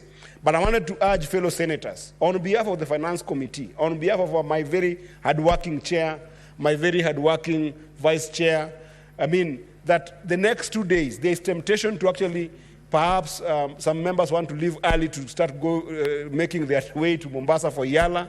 But I wanted to urge the entire House that there's a complexity in passing this particular bill, because this is not ordinary. We are not going to pass it with the normal 24 mark of the delegation that we always do. This requires that we must have 2/3 of the House to be able to actually adopt a memorandum by the President. So it will be very important that tomorrow, Wednesday, and Thursday, hopefully that we can be able to have this bill moved today by the Chair of Finance and Budget. But for tomorrow and Thursday, let members try as much as possible to be in the House so that our counties don't lack money. And Mr. Speaker, you know that we are sending this House for only one thing, to protect counties. The biggest case for protecting counties are actually passing mainly those two bills, the DORA and CARA. And of course, also goes with the disbursement schedule, Mr. Speaker. So this is what I wanted to urge the House to focus on, even as they approve this nominee. I want to urge the House to focus so much on making sure that our counties will not start January without money and will not have start January struggling to get their portion of the exchequer releases. With that, Mr. Speaker, I thank you, and I humbly support this as I second. Thank you.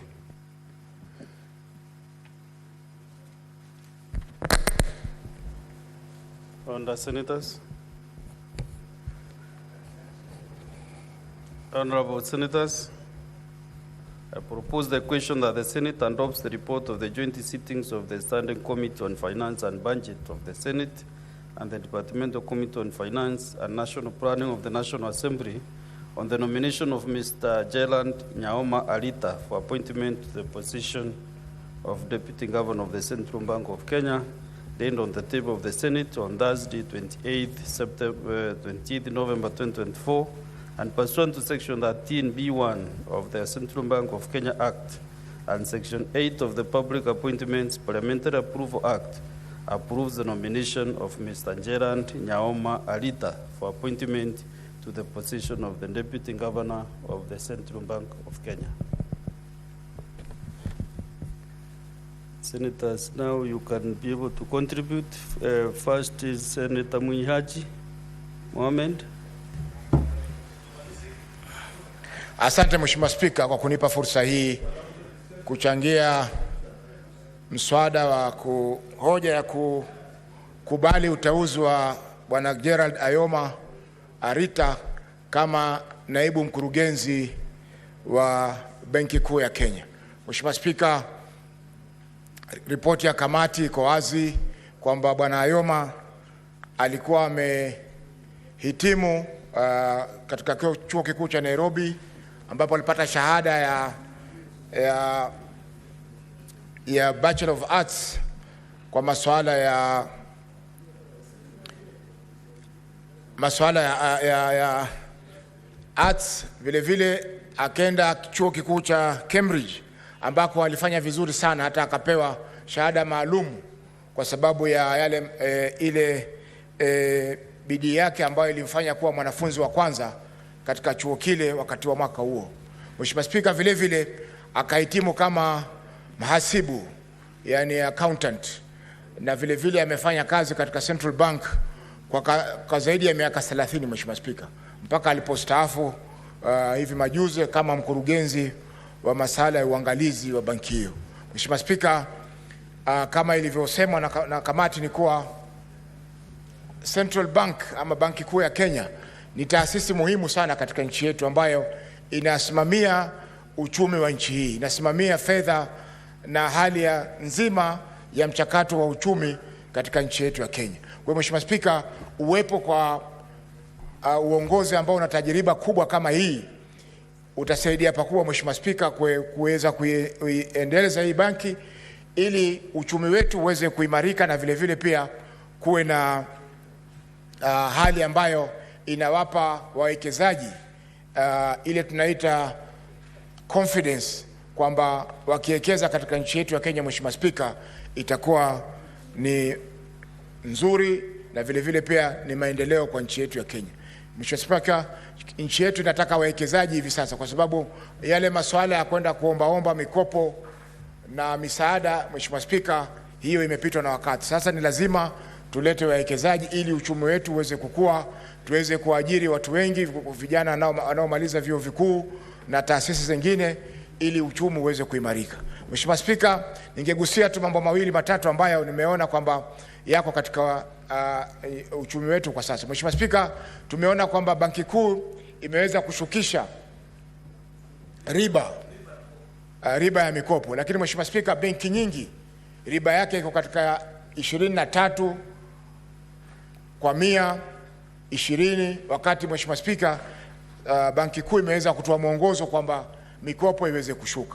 Kwa hiyo Mheshimiwa Spika, tunatarajia kwamba uteuzi wa Bwana Ayoma kama naibu wa mkurugenzi wa Banki Kuu utasaidia pakubwa kuweza kuzisukuma hizi benki za biashara ziweze kupunguza riba, ili wananchi waweze kupata mikopo ya rahisi, waweze kufanya biashara na vile vile kupanga maendeleo tofauti katika maeneo yao. Mheshimiwa Spika, jambo la pili ni kuwa Bwana Ayoma ndiye alikuwa msimamizi wa benki wakati huduma ya M-Pesa ilipokuwa inasajiliwa kwa mara ya kwanza katika miaka 2000. Mheshimiwa Spika, alijieleza kwa ufasaha kwamba yeye ndiye alichukua jukumu la kupendekeza kwamba huduma ya M-Pesa ipewe leseni. Mheshimiwa Spika, na baada ya hapo tumeona mabadiliko makubwa yamefanyika katika huduma za fedha za kidijitali. Kwa hivyo basi Mheshimiwa Spika, lazima pia tumpe kongole kwa uamuzi huu wa majukumu hilo ambalo alichukua yeye binafsi kupendekeza kwa mkurugenzi wa Banki Kuu wakati huo kuweza kuiandikisha M-Pesa kama njia moja ya kutuma pesa.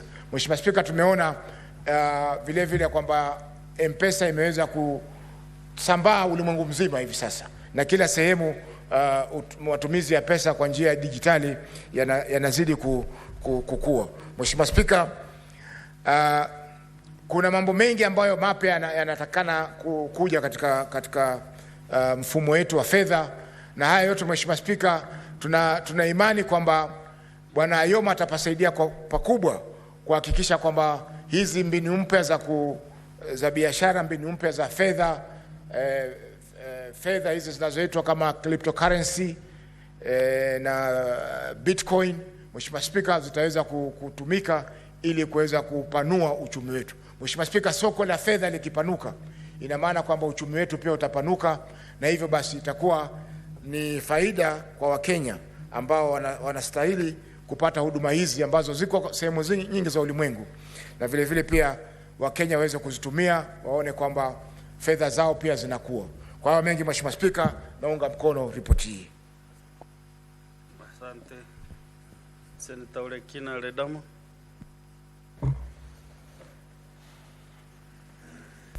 Thank you, Mr. Speaker. Mr. Speaker, I equally rise to support the report from the Joint Committee of the Finance and Budget Committees in approving the nominee to serve as the second Deputy Governor of Central Bank.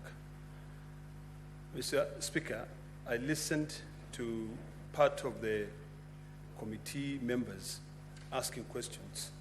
And one of the things that really all Kenyans are going to be asking is how do we put money back into their pockets? And I believe the then candidate who we are now discussing answered that the answer lies in lowering interest rates. There's a lot that is happening in this country, Mr. Speaker. And I hope that this current nominee will approve, and I hope that this Senate will approve him, will be able to look at the informal sector and how the informal sector is attacked by unscrupulous microfinance entities that loans this money, to people who are poor, and they end up paying interest rates of almost 100%. Mr. Speaker, you'll find that people in the informal sector and also people just in rural areas will be told to borrow money through mobile apps. And once they borrow that money from mobile apps, they end up paying so much money in terms of interest. I believe that it is time that Central Bank relook at the policy on lending institutions.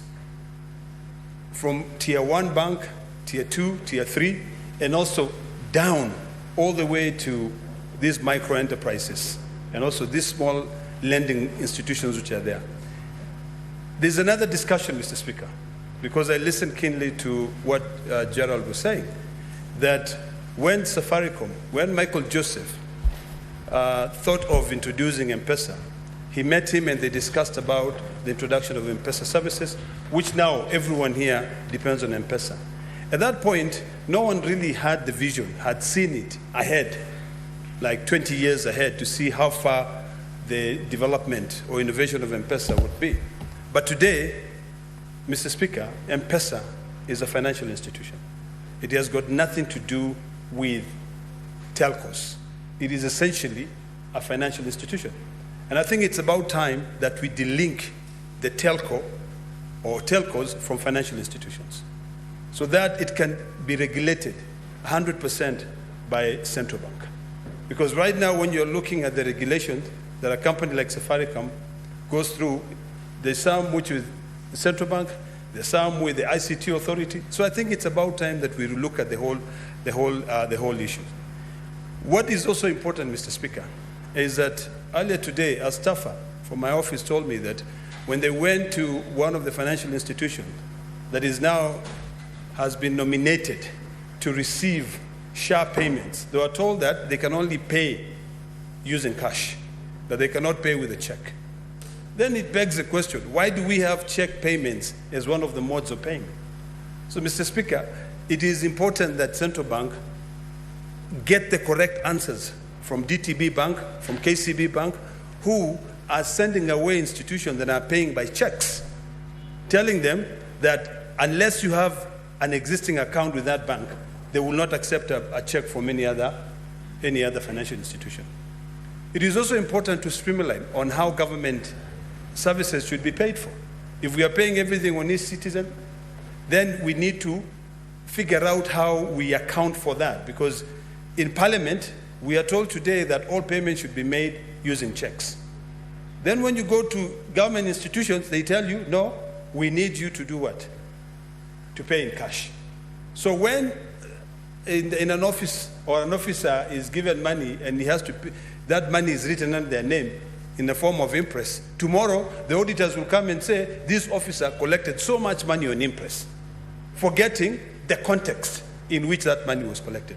So I think it is imperative that when we have these monetary policies, they cut across. One of the things that I hope that Gerald will be able to assist the governor in determining has got to do with this issue that had been introduced in this country on how much interest a financial institution can be able to charge. Businesses were thriving, Mr. Speaker, when we knew that banks should only charge a maximum of about 4 points above the base lending rate. So if the base lending rate is around, that is set by central bank, if it is 10%, now it is 12% now, we should revisit the discussion of reintroducing a maximum points that a bank can be able to charge for interest.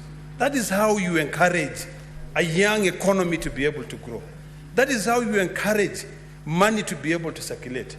But Mr. Speaker, when you have a credit lending system in a country, which is not fully defined, you'll find that someone will rush to a financial institution and get a loan, and because the loan will be on a reducing balance, by the time they end up paying that loan, throw away the induplium rule, throw away any other rule that has got to do with protecting the lender and also the borrower.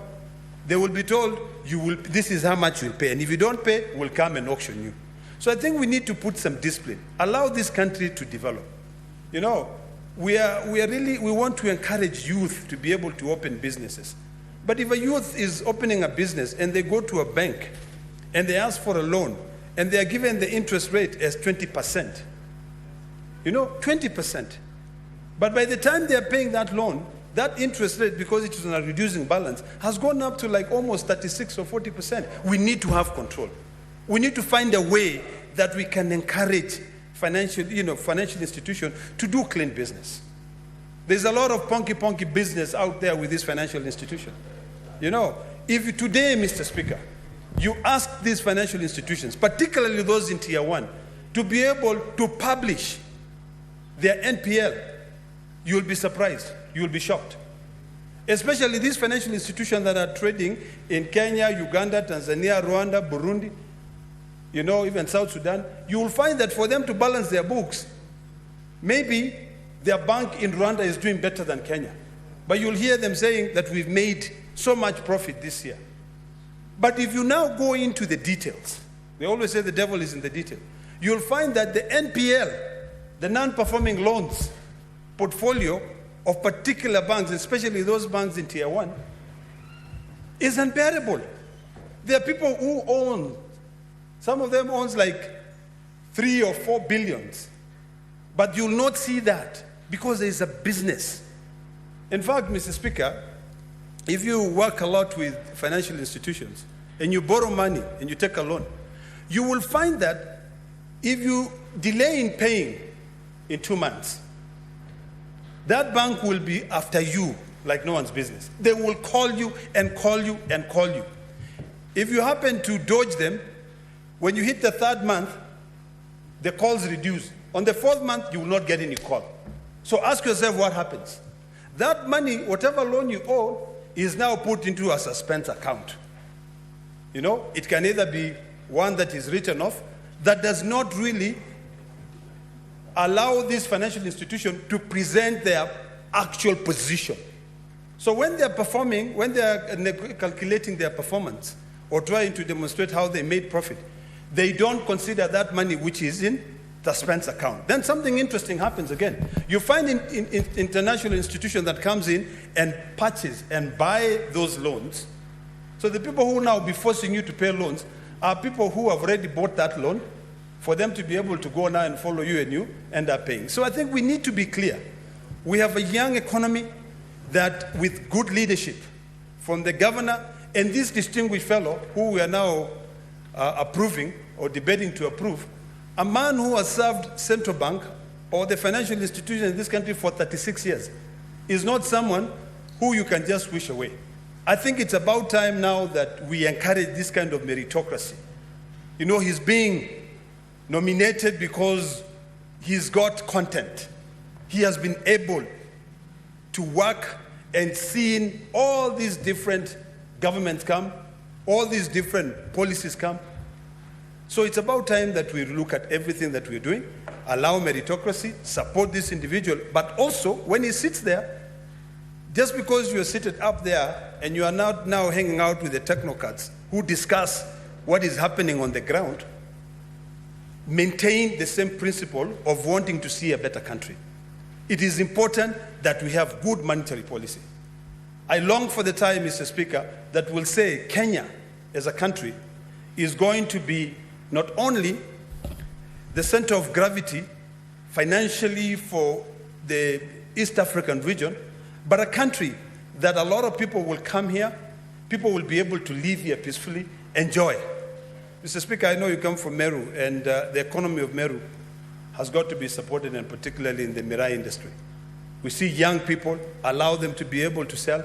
I long for the time when we can actually even be talking about, you know, other things, which maybe if I mention here, my other brother will look at me and say, what are you talking about?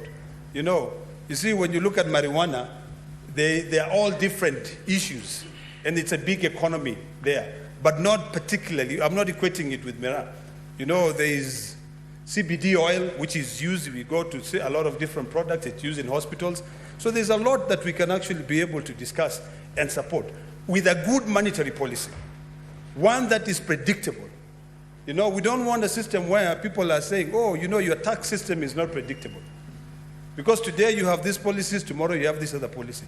But when we have, you know, a central bank policy, policies that can be able to help an economy grow, we will go very far, Mr. Speaker.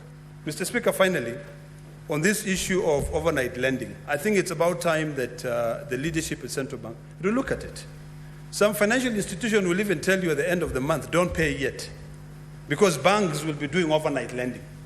You know, so that overnight lending sometimes affect businesses, because banks will want to have a lot of liquidity, so that at the end of the month they can do the overnight lending, make more money, and it affects how people are able to do their business. So in summary, three key important issues that I hope that Gerald will put his experience is: number one, how do we ensure that we regulate these other lenders who are not regulated? I think we should put everyone to be regulated by central bank. You know, if you leave out such that you can just come up with an app and lend money, it is not something which is going to help this country grow. Secondly, it is about time that we have a discussion on how we treat M-Pesa, on how we treat maybe Airtel money. Let them establish financial institutions. You know, have a bank which is called M-Pesa, such that we can have ATMs that you can go withdraw and deposit. Currently with M-Pesa, with ATMs, you can only withdraw, but you cannot deposit at the ATMs. So we need to be able to advance that further. We are now at a time when we fully regulate it, allow it to be able to work well, and then they can also, you can actually be able to have it as a bank statement. I know a lot of institutions now, when they lend money, they allow Kenyans to submit their M-Pesa statements, but it's a better way that even for people to be able to develop, you can show that I'm only banking with M-Pesa because it works better, because that money will be able to go into the rural areas. And then interest rates. The last thing, which is very, very key, and I hope that you will take this seriously, is the issue of reintroducing the best, the points maximum of about 4 points above the best lending rate. That in itself, it may not be very attractive to local financial institutions, But you'd rather have good books rather than you hiding your NPL because you want to show that you're making a lot of money by overcharging people, high interest rates, them not paying for the loans that they have taken. I thank you, Mr. Speaker, and I support. Thank you. Next is the leader of the majority party, Senator Allen.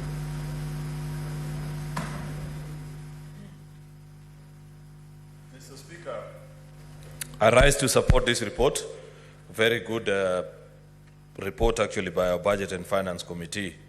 I have not hidden the fact of my admiration for this committee over the years that have served as majority leader, Mr. Speaker. Maybe stemming from the fact that it's a one committee that I served for the longest time as a senator, and I know how much work they get to do. Mr. Speaker, first is to appreciate them for the good job that they've done. I hope one day, Mr. Speaker, when we eventually clean up this constitution, we will actually be able to distinguish between Parliament and National Assembly.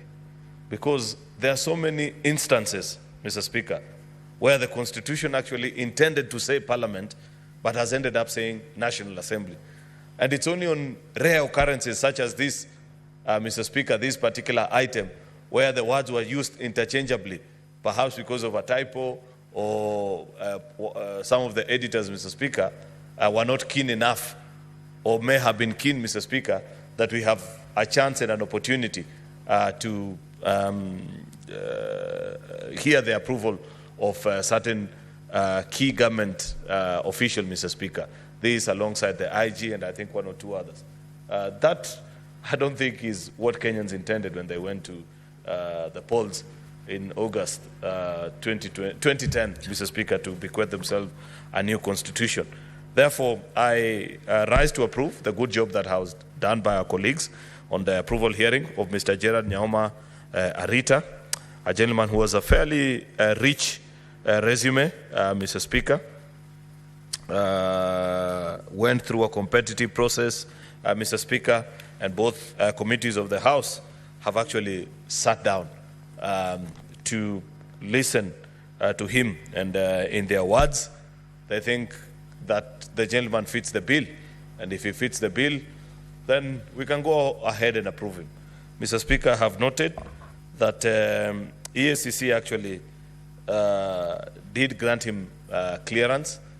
We need to, Mr. Speaker, give effect to Chapter 6 of our Constitution. Apart from just EACC saying we have no case with Senator Ledama Olekina, Senator Eddy, I look forward to a time, Mr. Speaker, where we will grant them actual power to either, on account of very strong findings that they have made, recommend either to Parliament, to the judiciary, Mr. Speaker, or even to the executive, the debarment from holding public office of certain individuals. We need to go beyond this ritual of just seeking a clarification because you have been nominated for a job, Mr. Speaker, and say, oh, this is what we have found out about you, that we have no case against such and such a gentleman. But nonetheless, Mr. Speaker, this gentleman was approved. KRA also granted tax compliance, Mr. Speaker. Help to confirm that he has cleared his help loan. Mr. Speaker, I'll not be shocked that the younger members of this House, like Senator Eddy, perhaps have not cleared their help loan. I don't know if he took it up, but I know, Mr. Speaker, for a while, I must be honest about this, that even me, it was only in my second term of Parliament that I actually cleared my help loan, despite the fact that I could easily have written the first paycheck upon the clearance, upon actually assuming office as a senator. But it took me a while, and I appreciate the fact that this forms part of what we seek from those that take public office. You know, this conversation on, Mr. Speaker, on university funding model cannot be complete, Mr. Speaker, without the conversation of how many citizens actually benefited, and today don't make a simple effort, Mr. Speaker, to pay. You may not be having a job, Mr. Speaker, but at least reduce on it. Occasionally, you have a windfall or you've done a project somewhere and you've been handsomely paid, Mr. Speaker, send 10,000 shillings. It goes into growing this fund, Mr. Speaker, because at the end of the day, this conversation about bans is just about money at the end of it. If we had a significant proportion of money at HELB, had a good amount of money at their disposal, that would be need for band 2 to band 5. We'd put everybody in band 1 and pay for them, Mr. Speaker. But because, Mr. Speaker, we have resources competing, Mr. Speaker, at the national level, where we have to fund various government items, then we only have to make do with what is available. But over and above what is available, Mr. Speaker, we need those that have benefited from help, Mr. Speaker, to make an effort and ensure that it's not only until they have been nominated or granted an opportunity to serve in an office such as the gentleman that was being vetted here, Mr. Speaker, that they actually quickly dash to clear their help loans, Mr. Speaker. Of course, I am aware that there are many who would have wished to pay, but they haven't been able to secure jobs, Mr. Speaker. But more importantly, because we know, and you can see the hue and cry that is in the country amongst our college and university students, Mr. Speaker, on the need for help to be properly resourced so that they can continue to fund and make education a bit more affordable, Mr. Speaker, at post-secondary level, then we have to pay. The DCI also granted the criminal certificate of good conduct, a process that is, Mr. Speaker, something which I don't know what you're going to do about this, Mr. Speaker. But I find it to be extremely archaic, Mr. Speaker, what you have to go through to get a DCI good conduct approval. I see occasionally, Mr. Speaker, like I think amongst the last days of President Kenyatta, Uhuru, I saw him launch, I think, a forensic lab or something. When are we going to make that information distributed across the various parts of the country, Mr. Speaker, as such that citizens can get good conduct within a matter of hours, Mr. Speaker? Because I believe that they have copies of these records of who are the criminals, Mr. Speaker, and if not records, then if not hours, then at least 1 or 2 days, Mr. Speaker. But the truth of the matter, Mr. Speaker, is that when you apply for good conduct nowadays, the minimum wait time sometimes even runs into months without getting approval. Many young people are missing job opportunities on account of lack of good conduct. For example, in my county, Mr. Speaker, when they are recruiting people to work in the multinationals, tea estates, and you know most of those jobs, Mr. Speaker, they recruit on a quarterly basis.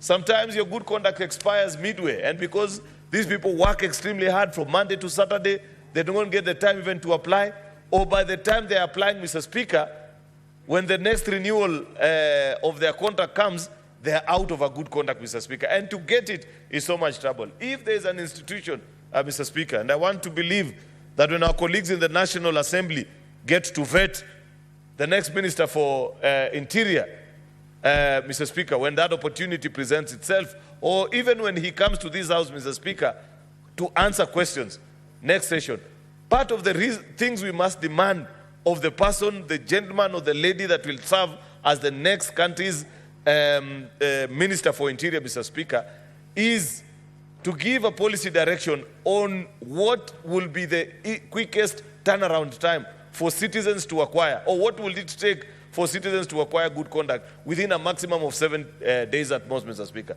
Because there are many Kenyans that are missing job opportunities on account of this certification, Mr. Speaker.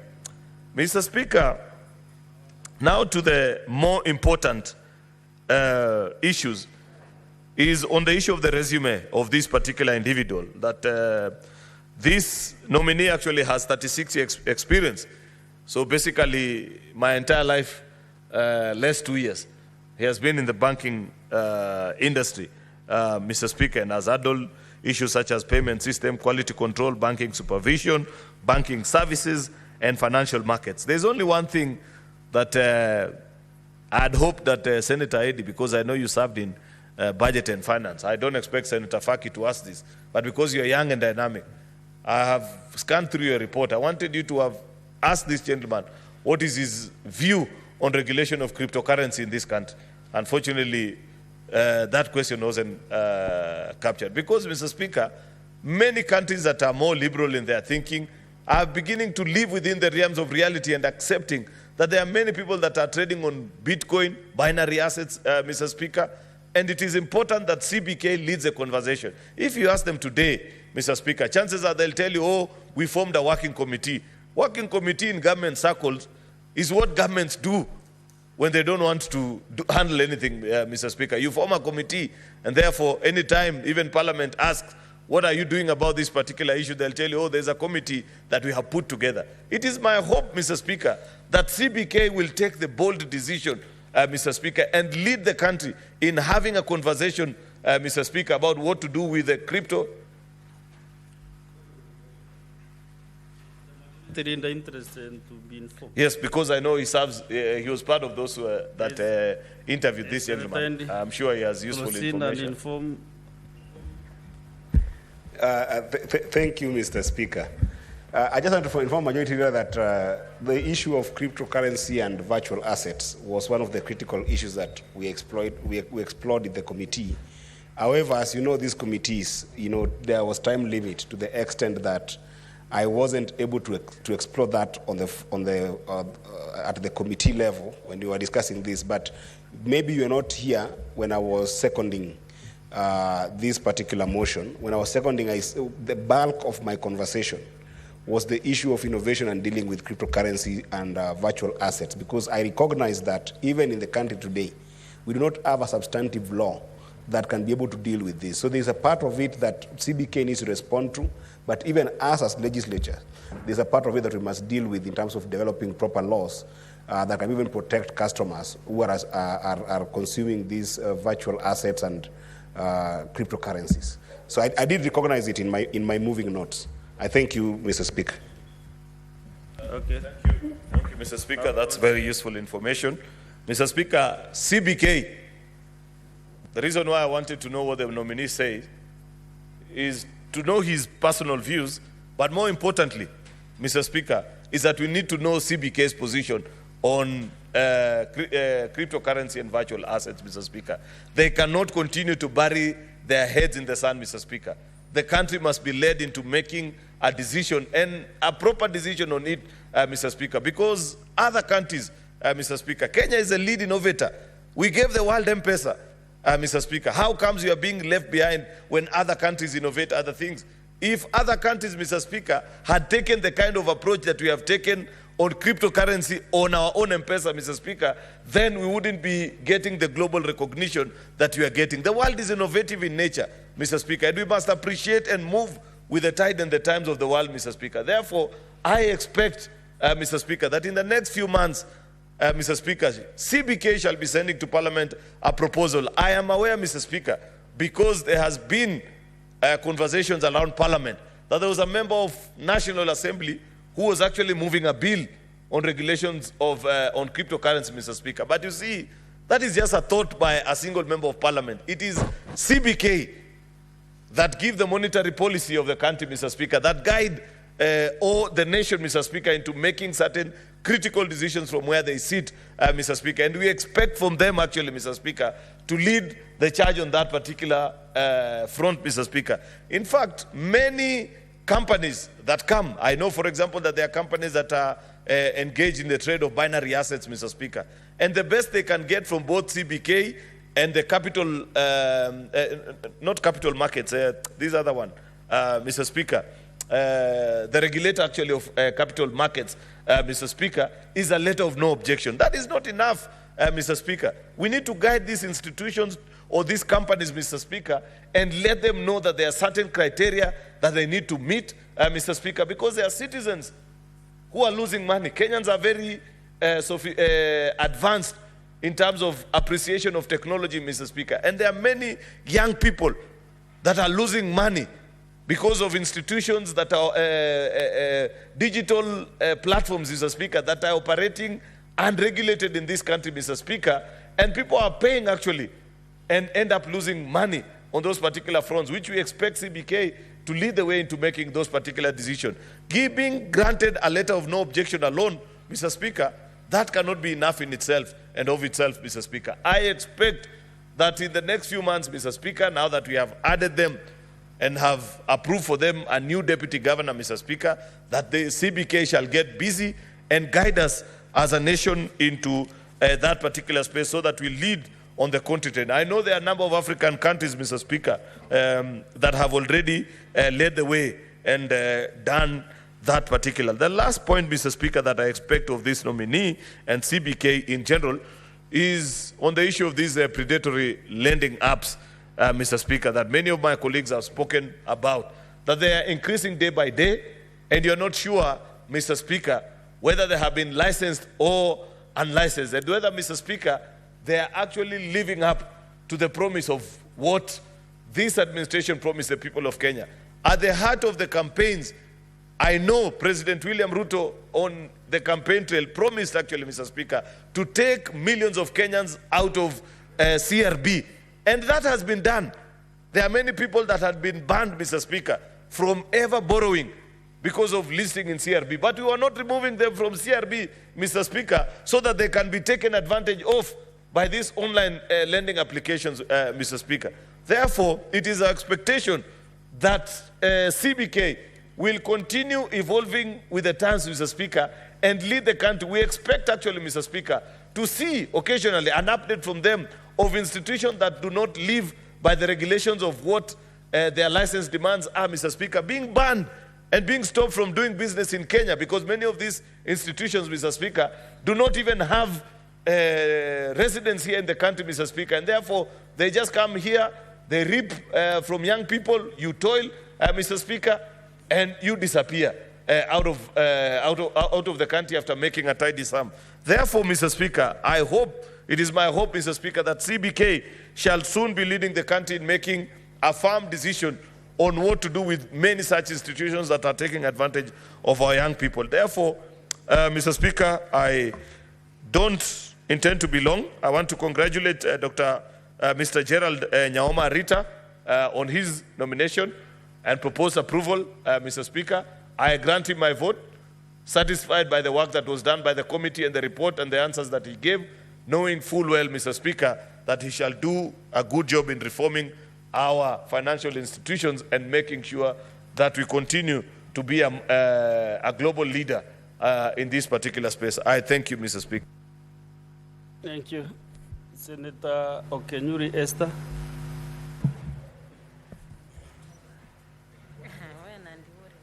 Thank you, Mr. Speaker. I also want to support the report by the Finance and Budget Committee on the approval of Gerald Nyaoma as Deputy Governor Central Bank. I've gone through the report. He has a rich in terms of his academic credentials. Mr. Speaker, with 36 years of experience and some of the major issues we are facing as a country, I believe then maybe if he was on the technical section, now he's in a decision-making position, he's going to largely assist the governor in making decisions that will help this country stabilize financially. If I can comment on what the majority leader, Senator Aaron Cheriot, was mentioning about repayment of, let's say, HELB loan. I want to admit that initially when I was actually jobless, it took me a very long time to repay that HELB loan. And I know as a result, so many other students who are looking up to such allocations were not able to benefit. But now I am fortunate that I actually completed that obligation, and I can walk free knowing I'm aiding several other needy Kenyans study and benefit from the HELB loan, Mr. Speaker. So I wish to also finally highlight on money laundering, Mr. Speaker. That is one of the major issues we have as a country, because if such, we have several inlets where such money is coming in and the Central Bank of Kenya is not able to monitor such, then we'll still be having the issues we are actually mentioning. One would wonder, why am I bothered about money laundering and your money is not being stolen? It ends up affecting people who are doing genuine business, Mr. Speaker. And that's why people are even opting to join cryptocurrency. Mr. Speaker, by the way, people who are trading in cryptocurrency are making more profit than leaving your money in the bank, for your information. So that's why several young Kenyans are actually trading in cryptocurrency. Because if you leave your 10,000 in the bank, and here is cryptocurrency where if you invest 10,000 by the end of the month, you have more than 30,000 profit. Mr. Speaker, that's for a beginner. So such are some of the questions we need to think about when we want to go to the line of regulating. If Kenyans or young people are opting for cryptocurrency and leaving our existing banking systems, then we need to seriously think about where we went wrong and try to make the environment conducive to encourage most people get into the banking system so that we can generally thrive as a country. So I wish to support this report and wish Gerald all the best as he executes its mandate. I see Senator Cherargei trying to communicate to me. I'm not supporting him because he's from my region of origin. I support him because he's a qualified Kenyan and merit has been observed. We have seen from what the committee has highlighted. And this is what we need to see. It will encourage several other young people who have qualifications to put up themselves for some of these positions. Thank you, Mr. Speaker. Thank you. Senator Geoff Godfrey Ososi. Thank you, Mr. Speaker, for the opportunity to also support this motion, the appointment of the Deputy Governor of the Central Bank of Kenya. Mr. Speaker, I, from the onset, support this appointment. I have gone through the report, and one striking thing in this report is that for the first time, we are having a scenario where someone who has grown through the ranks within Central Bank is being recognized and rewarded. I think this is a culture that we need to promote in this country so that when an opportunity arises in our public institutions, I think the first priority should be given to the persons who work in those organizations. It beats the logic that you have very qualified individuals who understand the institution better, who have worked there for many years, and then someone from outside who has no experience in a particular line of trade is brought to head or occupy a senior position in a public institution at the expense of the people who have worked there. So this is commendable, and I want to encourage the President to do the same for the other public institutions where he's the appointing authority, Mr. Speaker. This gentleman, Mr. Gerald Nyaoma Arita, is 36 years of experience in this sector. This is a very long period of time, Mr. Speaker, for one who has worked in this sector almost entirely his life. And I am confident that he's going to add value to Central Bank of Kenya, having served as a director in a number of very critical departments within the Central Bank. And that positions him to do better as a deputy governor of the Central Bank. Mr. Speaker, we know that this appointment is pursuant to Section 13B of the Central Bank of Kenya, which requires the President to appoint 2 deputy governors. So Mr. Arita is just one of the 2 deputy governors who are supposed to help the governor in managing the Central Bank of Kenya. So we expect that we are going to have a central bank that is going to deal with a number of very critical areas, Mr. Speaker. Mr. Speaker, you know, one of the major roles of central bank is to regulate the monetary policy of this country. Mr. Speaker, monetary policy is very key to our economy. At this point where our citizens are complaining about high prices for essential commodities, I think CBK comes in handy, because one of the things they do is to ensure we have price stability as part of the monetary policy. And I think this is one area, Mr. Speaker, that a lot of focus has to be put, so that we ensure that our people are not able to, are not in a position where they are unable to purchase essential commodities like unga, sugar, paraffin, and those kind of things, cooking oil. We need a strong monetary policy, which is supported by a strong price stability strategy. And I think when he was being interviewed by the committee, he said that he will try to ensure that the Monetary Policy Committee of the Central Bank is made efficient and effective. I hope that he's going to live to his words, because I think this is one area that Central Bank can really help this country to ensure we have economic growth in our country. Mr. Speaker, the next important thing is regulatory frameworks to deal with the issues around combating fraudulent activities in our financial sector. Mr. Speaker, you have heard about money laundering. It's on the increase.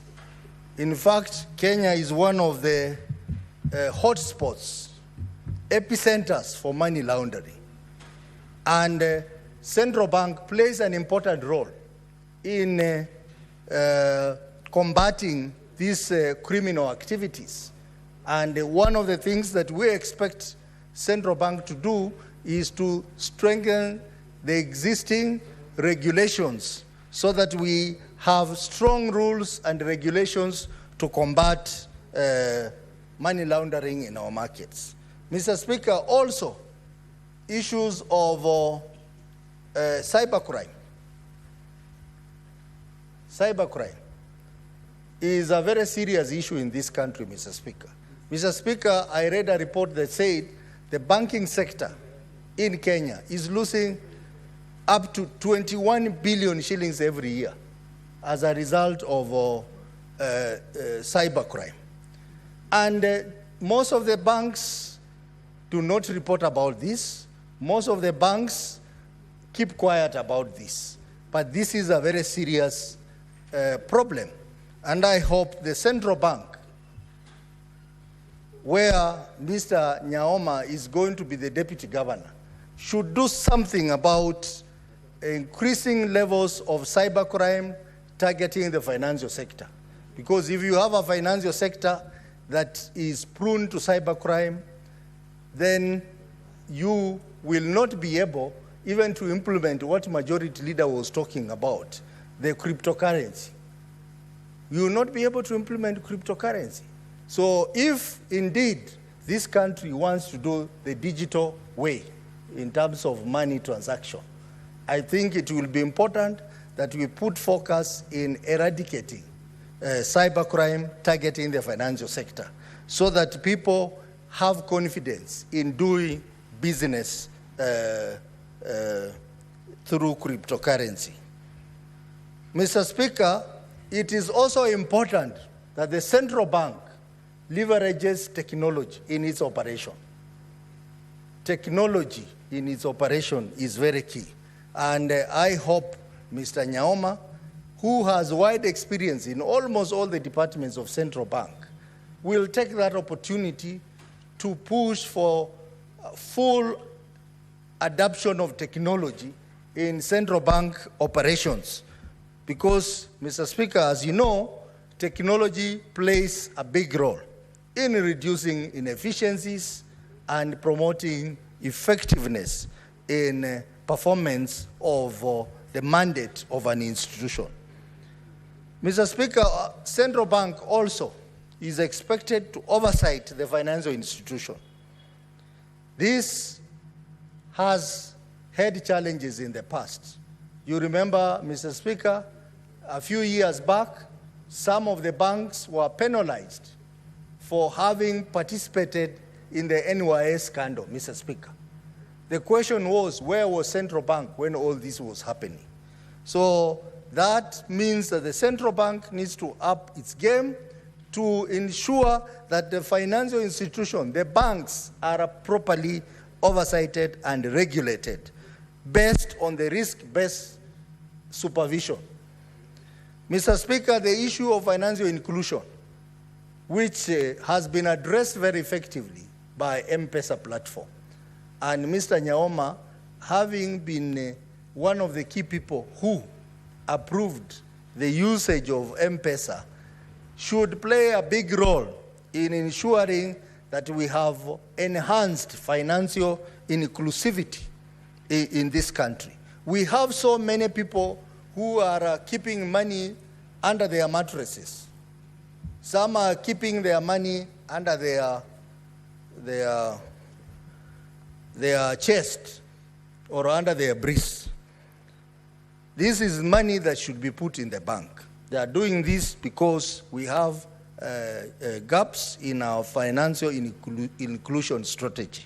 So we hope that Mr. Nyaoma will guide the central bank to ensure that we have an effective financial inclusion strategy to ensure as many Kenyans as possible join the banked population and not unbanked population. Mr. Speaker, the issue of high liquidity is a concern. That banks nowadays are holding a lot of money which they can't lend out. And you wonder why.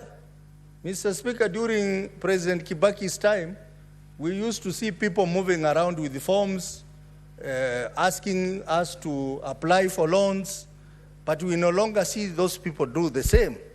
I don't know what changed, Mr. Speaker, because we have a lot of liquidity in the bank, which ideally should be available to the citizen of this country so that they can invest in businesses for productive or multiplier effect in our economy.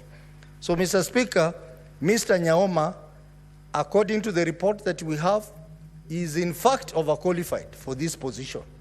This is one person who ideally should be the central bank governor. But he has been there for many years. He has learned on job, and it was only wise that such a person be promoted to the position of deputy governor. So we wish him well and hope that he is going to use his knowledge, experience for the betterment of central bank and also to help in ensuring that central bank performs its role as a premier bank in this country, as a bank that is critical to our economy, and a bank that should work for the people of Kenya. So, Mr. Speaker, with those few remarks, I support the appointment of Mr. Gerard Nyaoma Arita to be the central bank deputy governor. Mr. Speaker, I don't know why you are looking at me with wondering, but I just want to thank the members who came to my Thanksgiving in Vihiga. I think that was a show of love. Senator Cherigei and Senator Mutinda who are here, Senator Eddy, I want to thank you. And I think this is the spirit we want to have as a house, regardless of our political allegiances. That was a good demonstration, and I want to encourage us to continue with the same. And even those who went to the SG's function, Senator here, the real SG of UDA, wachana na ule mwingine, ule bandia, ule alienda, alikuwa anaitwa Malala. I am reminding you of the standing orders of this House with regards to the language that you want to conclude your speech on. Very well guided, please. Mr. Speaker. Mr. Speaker, I wanted to create some satire because people are so looking so tired here. Mr. Speaker, I want to say I support this bill, and I want to encourage the members to do the same. This motion, sorry. I encourage members to do the same. Senator Osotsi, one of the reasons why the chair and Senator Veronica were looking at you was appreciating the kind of reception that you gave the honorable members who came to celebrate with you. You are aware yours truly ought to have been there, but for the treatment that you showed him in Kitale on a day before your event, he definitely could not have been able to attend because of the time constraints. But we celebrate you as the deputy party leader of ODM, and we celebrate the unity that you showed the political parties, and more importantly, bringing together the members of this House from both political divides. As the chair, as a member of the Speaker's panel, we celebrate your position as the deputy party leader, and we look forward to such other additional engagements. You will invite us as a House to celebrate together. Senator Samson Cherargei. Thank you, Mr. Speaker. From the onset, I want to congratulate Senator Otsotsi and also thank Raila Amolo Odinga and the ODM fraternity for giving him opportunity to be the ODM deputy party leader. We received a warm reception in Vihiga. Mr. Speaker, Vihiga is in my neighborhood. Coincidentally, Senator Otsotsi is our in-law. The wife of Senator Otsotsi comes from Nandi County, and I had to be there. And you know, when in our culture, when somebody of the status of Otsotsi is celebrating, the in-laws must be there. So, and I want to thank Mr. Speaker. It looks like going into the future, UDA and ODM will work closely with the reception that we receive, Mr. Speaker. And we are happy that Raila Odinga and William Ruto are working closely for the betterment of this. Mr. Speaker, secondly, I want to support this report of finance and budget that has been tabled and moved by the Deputy Vice Chair, where Mr. Gerald Nyaoma Arita is going to be the Deputy Governor of the Central Bank of Kenya. So, Speaker, I think a lot has been said. I want to congratulate the committee for doing speedily and efficiently the approval process of Mr. Gerald Nyaoma Arita. Mr. Speaker, from the onset, I want to say the only way we can create an ethical public service, a service of integrity, is to allow people to grow within rank and file of a public service, Mr. Speaker. This issue of making political appointments, especially in public service, must stop, Mr. Speaker. Let somebody grow from the level of clerk to middle-level manager to the level of running that organization, Mr. Speaker, because they understand the challenges that face such an organization, Mr. Speaker. I'm happy that Mr. Gerald Nyamoita, Mr. Speaker, Arita, grew up within the rank and file of the financial sector and financial public service of this country. The only way we can inspire and encourage the public service to be vibrant is to allow people to grow within the rank and file of public service with ethics, being corruption-free, Mr. Speaker, and understand. So I want to commend Mr. Speaker and thank the President for appointing him, Mr. Speaker, because I know many of the public servants in this country, as we talk today, will be happy and excited, Mr. Speaker, that you can grow in a public service sector until you had that, Mr. Speaker. And therefore, we should discourage political appointments in some of these sagas, Mr. Speaker, some of these parastatals. Let us allow public servants to grow within rank and file and add those institutions, Mr. Speaker, so that we don't get people from nowhere to add some of these critical institutions. Mr. Speaker, I want to thank also Central Bank of Kenya, because their work is to do monetary policy, is to do financial surveillance among commercial institutions, is to do regulation within the financial sector, Mr. Speaker. And therefore, I want to ask Kenyans, the way the inflation has been stabilized, the way the economy is looking better than when President William Ruto took in 2022, Mr. Speaker. When the President took as the President of the Republic of Kenya in September 2022, Mr. Speaker, when he was sworn in as the fifth President of the Republic of Kenya, Kenya was almost defaulting in payment of public debt, which is close to 10.5 trillion Kenyan shillings, Mr. Speaker.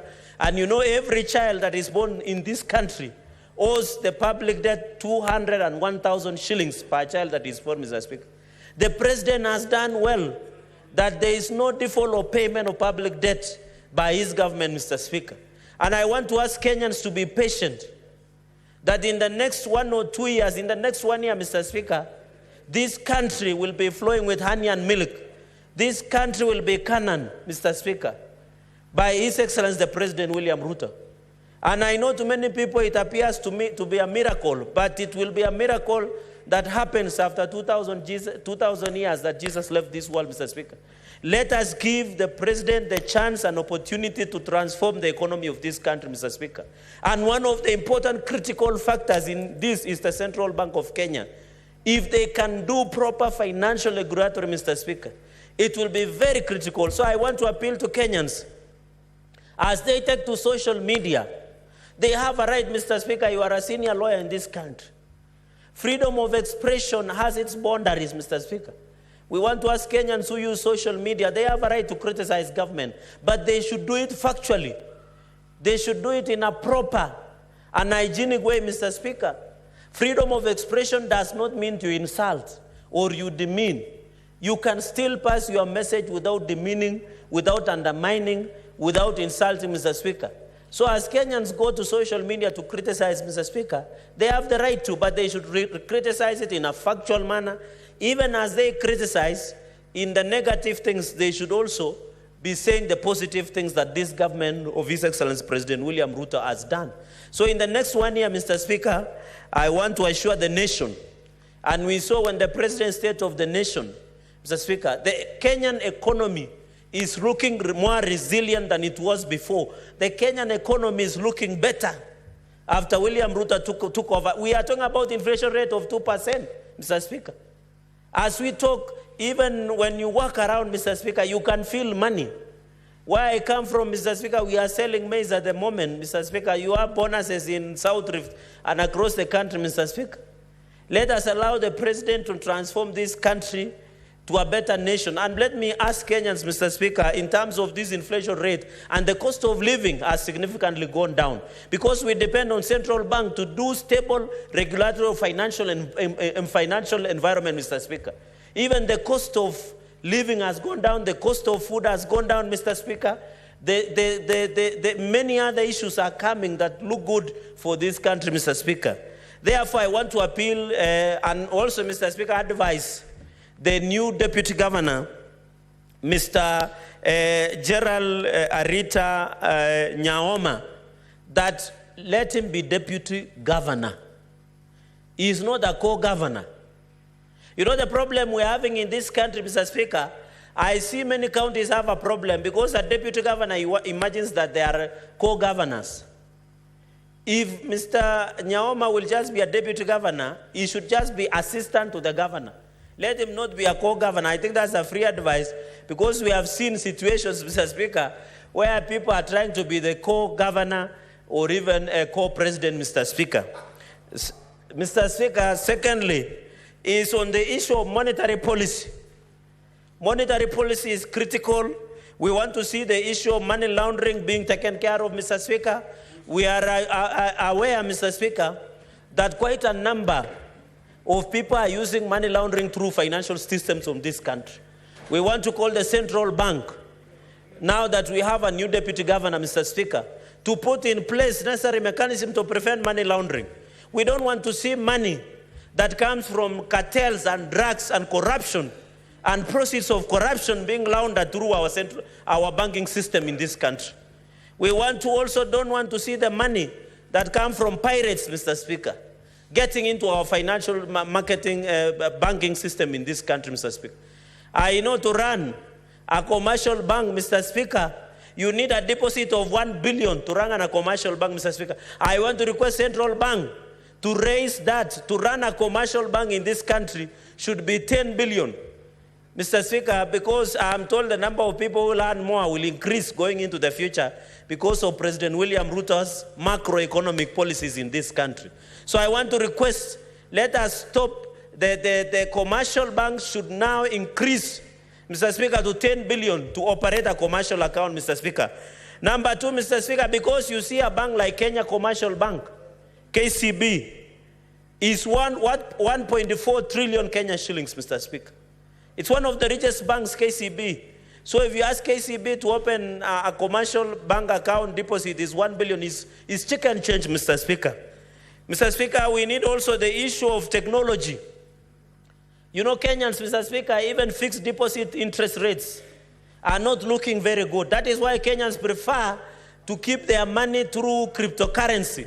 And I'm told Bitcoin is coming back, Mr. Speaker. The central bank must work to ensure that the fixed interests are paid to Kenyans, Mr. Speaker. Because that is why Kenyans are giving their money in pillows and in their mattresses, Mr. Speaker.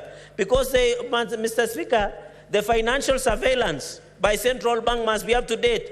You have seen in the previous years, Mr. Speaker, some of the banks, I think like Imperial Bank and others, have collapsed with Kenyans' money.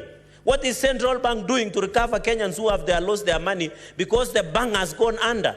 And that is why Kenyans do not trust the banking system until they keep money in their pillows, in their skin, Mr. Speaker, in their mattresses, Mr. Speaker, in their quads, Mr. Speaker, even in the forest. Others are digging graves to keep their money, Mr. Speaker, because they don't trust banking system. Because in this country, when a banking system is collapsing, you don't get your money back, Mr. Speaker. We need to have a proper deposit protection fund that is ensured to cushion clients in this country, Mr. Speaker. So, Speaker, on the issue of domestic debt and foreign exchange reserves, we want our central bank to ensure it is stable so that even when, you know, balance of trade, where we import oil, we import food, if we don't have sufficient foreign reserves, Mr. Speaker, it will always affect the stability of the shilling. And I'm happy, Mr. Speaker, let us be honest. There is a time dollar against the shilling had risen up to 160 shillings. As we talk, it is now below 130 shillings against $1, Mr. Speaker, which means the economy has improved, Mr. Speaker.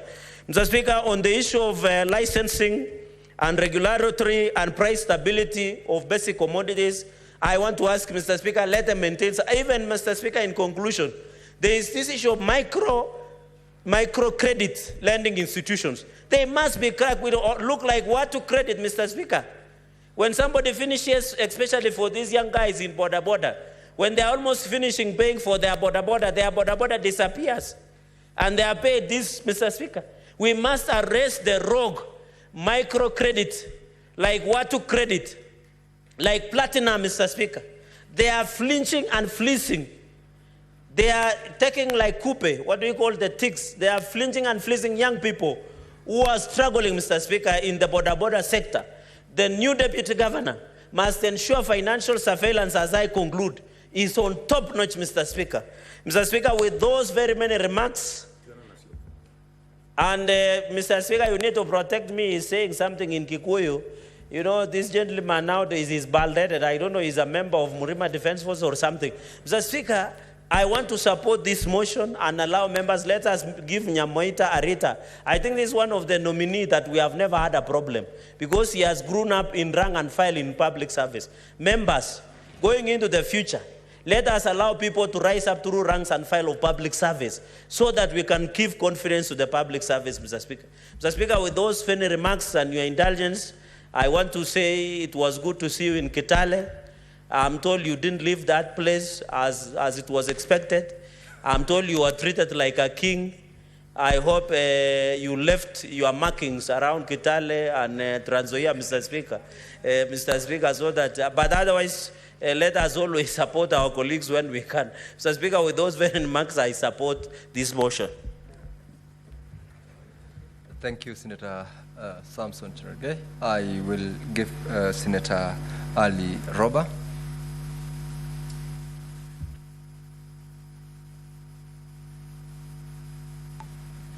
Thank you, Mr. Speaker. I rise to support the nomination of Mr. Gerald Nyaoma Arita Mr. Speaker, when this gentleman appeared before the joint committee of both houses, he really presented himself as well versed with the matters banking and particularly central bank. Having worked in the central bank for over 36 years and acted in different positions within the departments within the bank, meaning he was a very all-rounded staff of the central bank before he retired. Mr. Speaker, that was extremely critical in order to complement the governor and the deputy governor that have taken over. It's important to get somebody with very serious institutional memory of central bank to be able to complement their efforts in making sure that our central bank does what it's supposed to do as effectively as possible.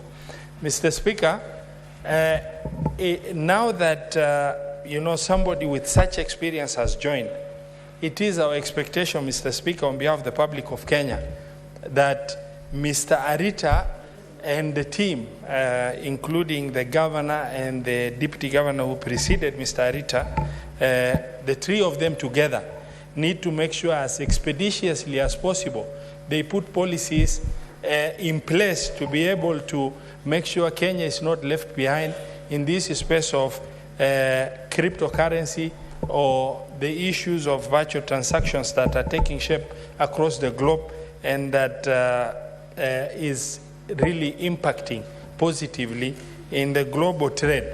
Mr. Speaker, sir, it is important that this is properly regulated and properly looked into, as well as the issues of microfinance institutions so that they do not take advantage of our innocent masses.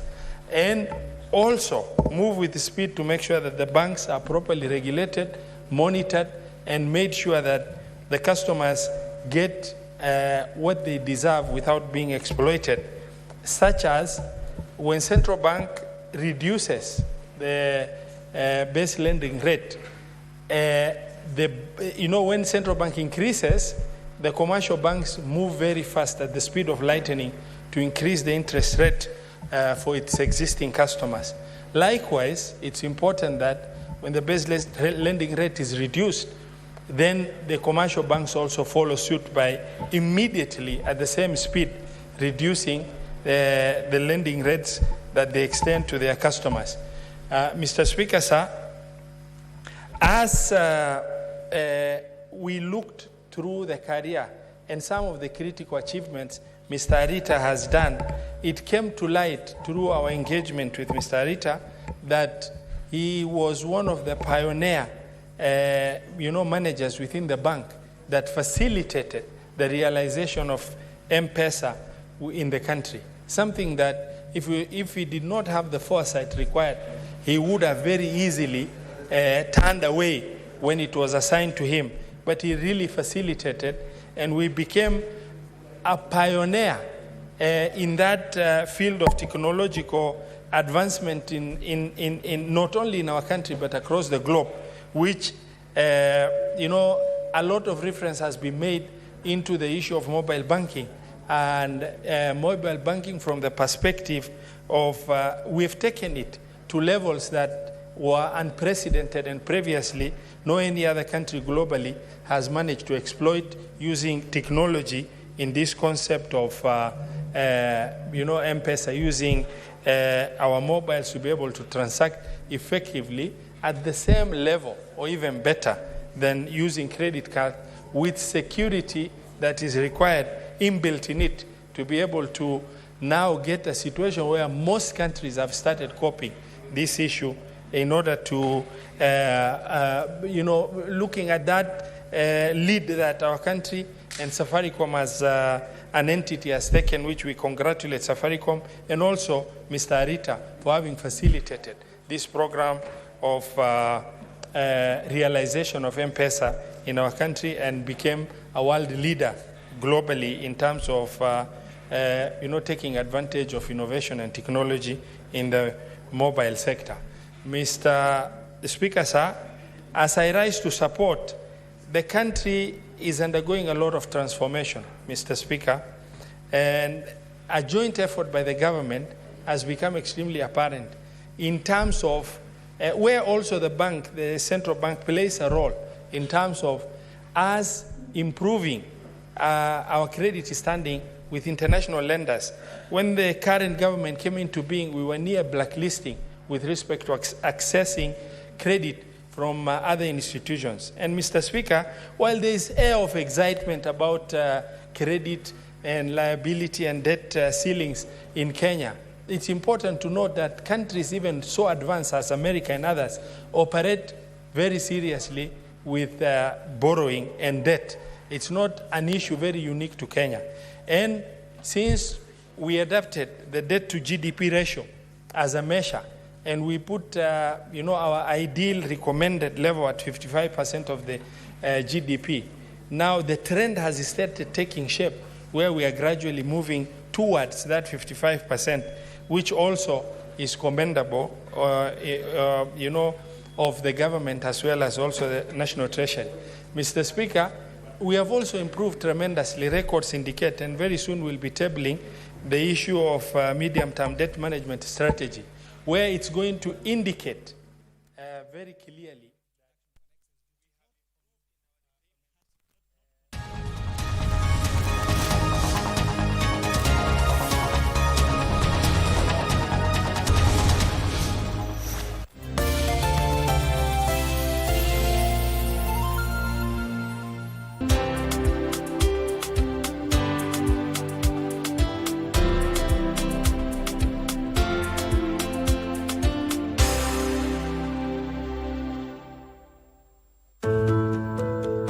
Imagine a future where you can enjoy the fruits of your hard work without financial worries. A time when you can truly relax, travel, and pursue your passions. To achieve that dream, you need to plan today. With the cost of living constantly rising and inflation showing no signs of slowing down, the money you need today will be nearly 10 times higher by the time you retire. Without a solid retirement plan, you risk financial insecurity when your active income stops. That's why saving for retirement is necessary. Regardless of your age, it's never too early or too late to start planning. Engage with experts from any RBA registered individual pension plan for guidance in tailoring a retirement strategy based on your current lifestyle, future goals, and desired retirement age. This provides the fixed regular income you'll need after retirement to ensure you live comfortably without compromising your quality of life. The earlier you start saving, the more secure your future will be. Start saving for your retirement today and live your golden years the way you've always dreamed. For more information, visit our website www.rba.go.ke,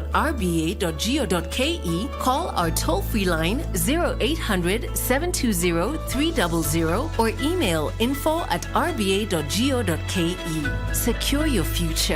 Secure your peace of mind. RBA, safeguarding your retirement benefits. Mamlaka ya ukusanyaji ushuru nchini inakuletea kampeni ya umma ya G-Nice na Risiti Legit. Thibitisha risiti yako ukitumia app ya Risiti Legit, upate nafasi ya kuibuka mshindi wa zawadi kemkem kama vile shilingi milioni 1 pesa taslim, laptops, televisheni ya inchi 50, smartphones na zawadi zingine. Disemba tarehe 4, siku ya Jumatano, kutana na msafara wetu Homa Bay katika maeneo ya Oyugis, Rangwe, Rodi, Nthiwa, Sori, Kendu Bay, Homa Bay Town na Mbita. Alhamisi tarehe 5 Disemba tutakuwa Kisii, maeneo ya Kisii Town, Ogembo, Suneka, Kanyenya, Nyamache, Marani, Masimba na Keumbu. Pata app ya Risiti Legit kwa Google Play Store au App Store kwa maelezo ya kuingia katika mashindano ya Risiti Legit. G-Nice na Risiti Legit. KRA, tulipe ushuru tujitegemee. Kwamba kila mara unapozungumza na mimi ni kunifanisha tuna Kabiru. Elewa kwamba mimi na Hashon na Kabiru tu watu wawili tofauti. Mama ngwe unahisi kuchoka. Mwanzo kabisa ungehisi kuchoka na hii hulka yako mbaya mbovu ya kumleta kijana mdogo. Jamani, kijana mdogo. Kijana mdogo tu kwenye nyumba. Na isitoshe As I was saying, unajua mimi sijaikuwa na dem tangu nizaliwe. Acha kunichocha. Sasa mbona nikuchocha?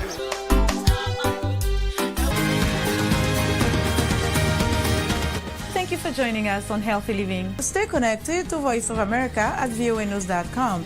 A look at your kidneys and how they impact your health. And an expert discusses chronic kidney disease and how to protect yourself. And Ivorian psychologist Noor Bakayoko shares some insights on bullying and what can be done. It's important to avoid major events or major health crises. How do you know if your cough is due to a serious condition? We'll have some answers. Stay well and strive to make every day a healthy day.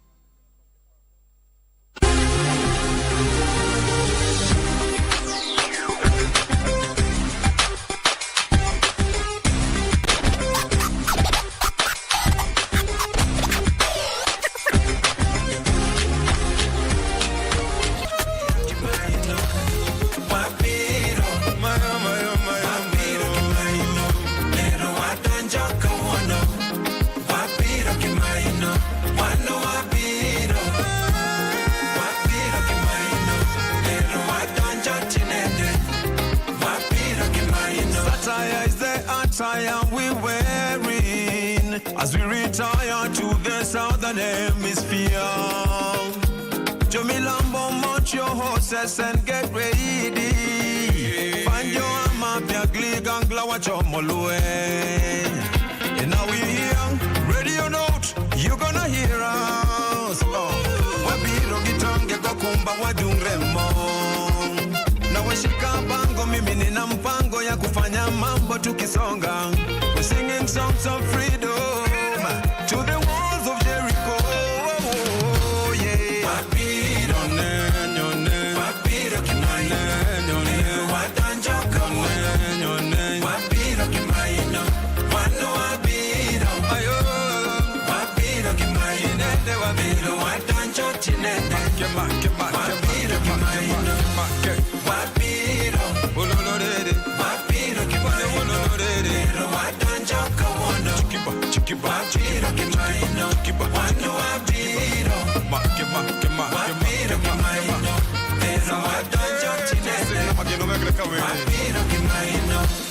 Namodong to chiangongo, ayaye chiangongo, namodong to loro mudo, nengano loro mudo, namodong to chiangongo, ayaye chiangongo, namodong to loro mudo, nengano loro mudo, obonya chogolonda magere gigori kogalo, managi manene, toyamo mora winjo wacho pinyi pokondie kochamo, geno podniche, obonya chogolonda magere gigori kogalo, managi manene, toyamo mora winjo wacho pinyi pokondie kochamo, geno podniche, wapiro, wapiro kimaino, pero wadonjo kawono, wapiro kimaino, wano wapiro, wapiro kimaino, pero wadonjo chinene, wapiro kimaino, wapiro, wapiro kimaino,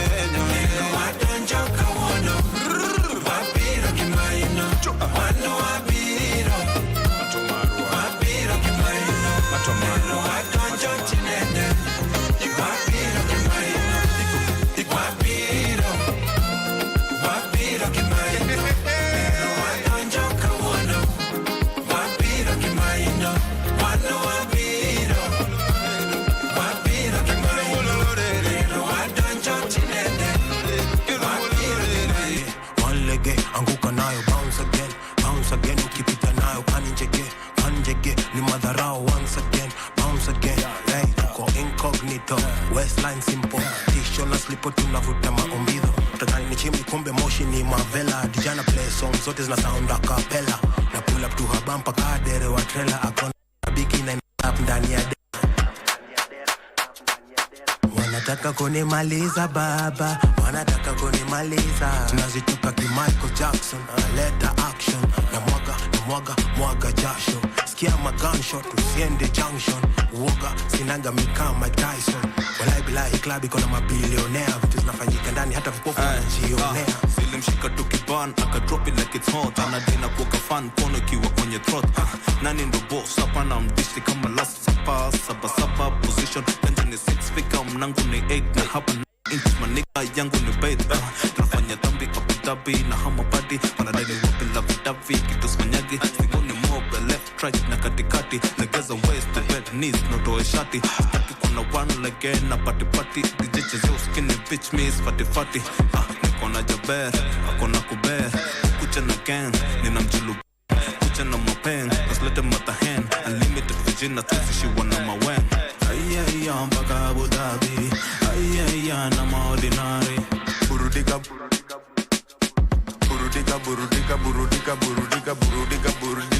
Burundani kuna burudani. Life ni mkazi. Burundani kuna burudani. Life Abu Dhabi ndani ya club peleka bangu chochangu muna mamnangu na mamdabu tunaikata na adabu. Burudika. Abu Dhabi ndani ya club peleka bangu chochangu muna mamnangu na mamdabu tunaikata na adabu. Abu Dhabi ndani ya club peleka bangu chochangu muna mamnangu na mamdabu tunaikata na adabu. Burudika. Burundani kuna burudani. Life ni mkazi. Burundani kuna burudani. Life ni mkazi. Hakuna area tuja terrorize. Wasipa wenye tukifika na tu recognize. Tukiland niko maloni kufinalize. Basa ni deadly, sherehe ya leo ni polite. Ingiza kichwa tena anguka nayo. Wakisha kitu kisha pitisha round. Peleka chini hadi ifike kwa ground. Squeezy venyeji ndo na chachisha town. Selector, sauti ya doba iko chini ongeza. Hadi nimesare tulsi ya meza. Juzi meshika pia mix inaweza. Cheki madenge vile leo wanatesa. One leg tunazuza kwa baesa. Hush, Loki banja bruv, talk to me direct. Kanapenda her hair black, me I don't mind it. Playing with extension, please don't bleach. Melanin so expensive, bustle in the science. See on me, on my goons, it is all la. Ski plunge, no need join last supper. They know we don't play, don't have to go handles. Na my bodies, picky. Pan cannabis na handler. Kanim super na handler. Kani chupa na madala. Kani fast be madara. Assalamu alaikum. Huku Abu Dhabi tumechill na mataikun. Assalamu alaikum. Rolling get your camera, wish take a snap. Shorty been eyeing me, she probably think I'm a snack. Could it be that guap? I'm young, rich, and I'm black. But whatever the case, this with the return of the Mac. They ask me what the hell you been, I've been deep in the pits. Well, now I'm back on the surface, cause we needed a fix. And I keep it gangster, yo, I'm G'ing this.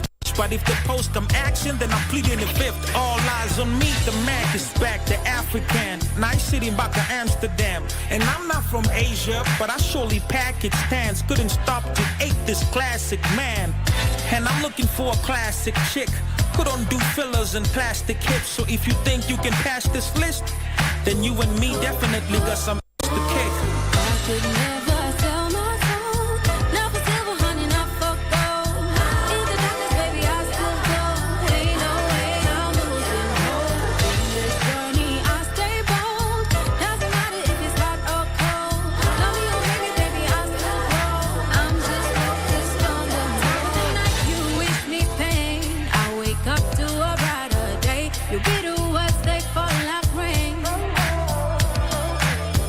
You call me weak, you call me late, but you know it's all in vain.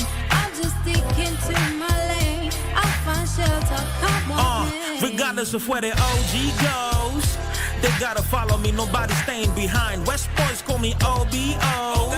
Respect to Davido, but the Molo is in his prime. Quit acting like you know me, bro. No, you don't. I reign supreme, my flow is one of a kind. Everybody say OG Jones. Say OG Jones. We keep it pimpin' and we do it universal. We rarely worship, but the patience is a virtue. They couldn't box me, now they wanna join my circle. Cause if we square up, brother, I'ma hurt you. We got him on lock. Let him know that we ain't never gonna stop. 2 letters and we keep him on block. KE Taking all the props when we taking all the props. Give you the fine print, the mission's to save it. Linked up with eye sprints to keep you sedated. A 9-line king, I can be in the cage. See, y'all brothers be trying things, but we flipping the pages. Return of the Mac, I came, I saw, I conquered. Evading the traps by phase.cons and sponsors. The game on my back, I sold out shows and concerts. A couple of plaques of gold, we grown and conscious. All the moments we took an L, that's right. Then later flip it, that's a story to be told. That's right. Mean streets, haters wanna see you dead. That's right. But that won't happen cause I never sent my soul. That's right. And so I got him on lock. Let him know that we ain't never gonna stop. 2 letters and we keep him on blocks. Oh G, shit, we taking on it. I could never sell my soul, not for silver, honey, not for gold. In the darkness, baby, I still go. Ain't no way I'm losing hope. In this journey, I stay bold. Doesn't matter if it's hot or cold. Love me or hate me, baby, I still go. I'm just focused on the goal. Your daddy is thinking too much. Mommy is listening all the regular. Chwani shida ni gani? Game ni 90. Yule manzi akona chali na unamdai. Game ni 90. Leo ni Friday, kuna party na uko kazi. Game ni 90. Ndio huyo landi, huna rent, utalala wapi? Game ni 90. Game ni nini? Game ni 90. Game ni nini? Game ni 90. Game ni nini? Game ni 90. Game ni nini? Game ni 90. Yeah. Sijakalia bench, mimi ni kabaya. Cheki jezi namba, jikumi ama 7. Na kuanga Roro na Messi, combine that. Opponent na mkimbiza kama labrat. Piga kifua, vuruga uwanja. Skill ni sure, nimejipanga. Mimi napenda mkuchu, usibonge sana. Game ni 90, na ngoja mkwanja. Attention, attention. Hii ni greatness, huitaji medal.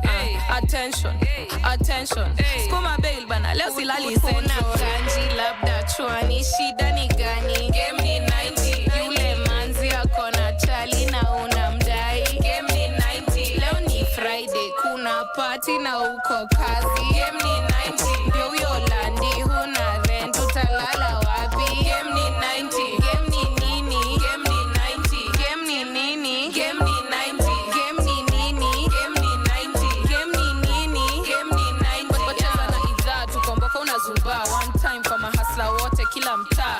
Ronga ungwaro Islando kasa. Unajitambua manze umetoka faa. Na ganji kilani pepewa kwa bar. Choma kilo 2 firifiri ni afa. Tuma location mbogi na land. Hii ni pure niceness warembo kadhaa. Wewe attention, attention. Volume iongeze tu kiasi. Attention, attention. Wezi toke tu ya kesho ni kesi. Labda chwani, shida ni gani? Game ni 90. Yule manzi akona chali na unamdai. Game ni 90. Leo ni Friday, kuna party na uko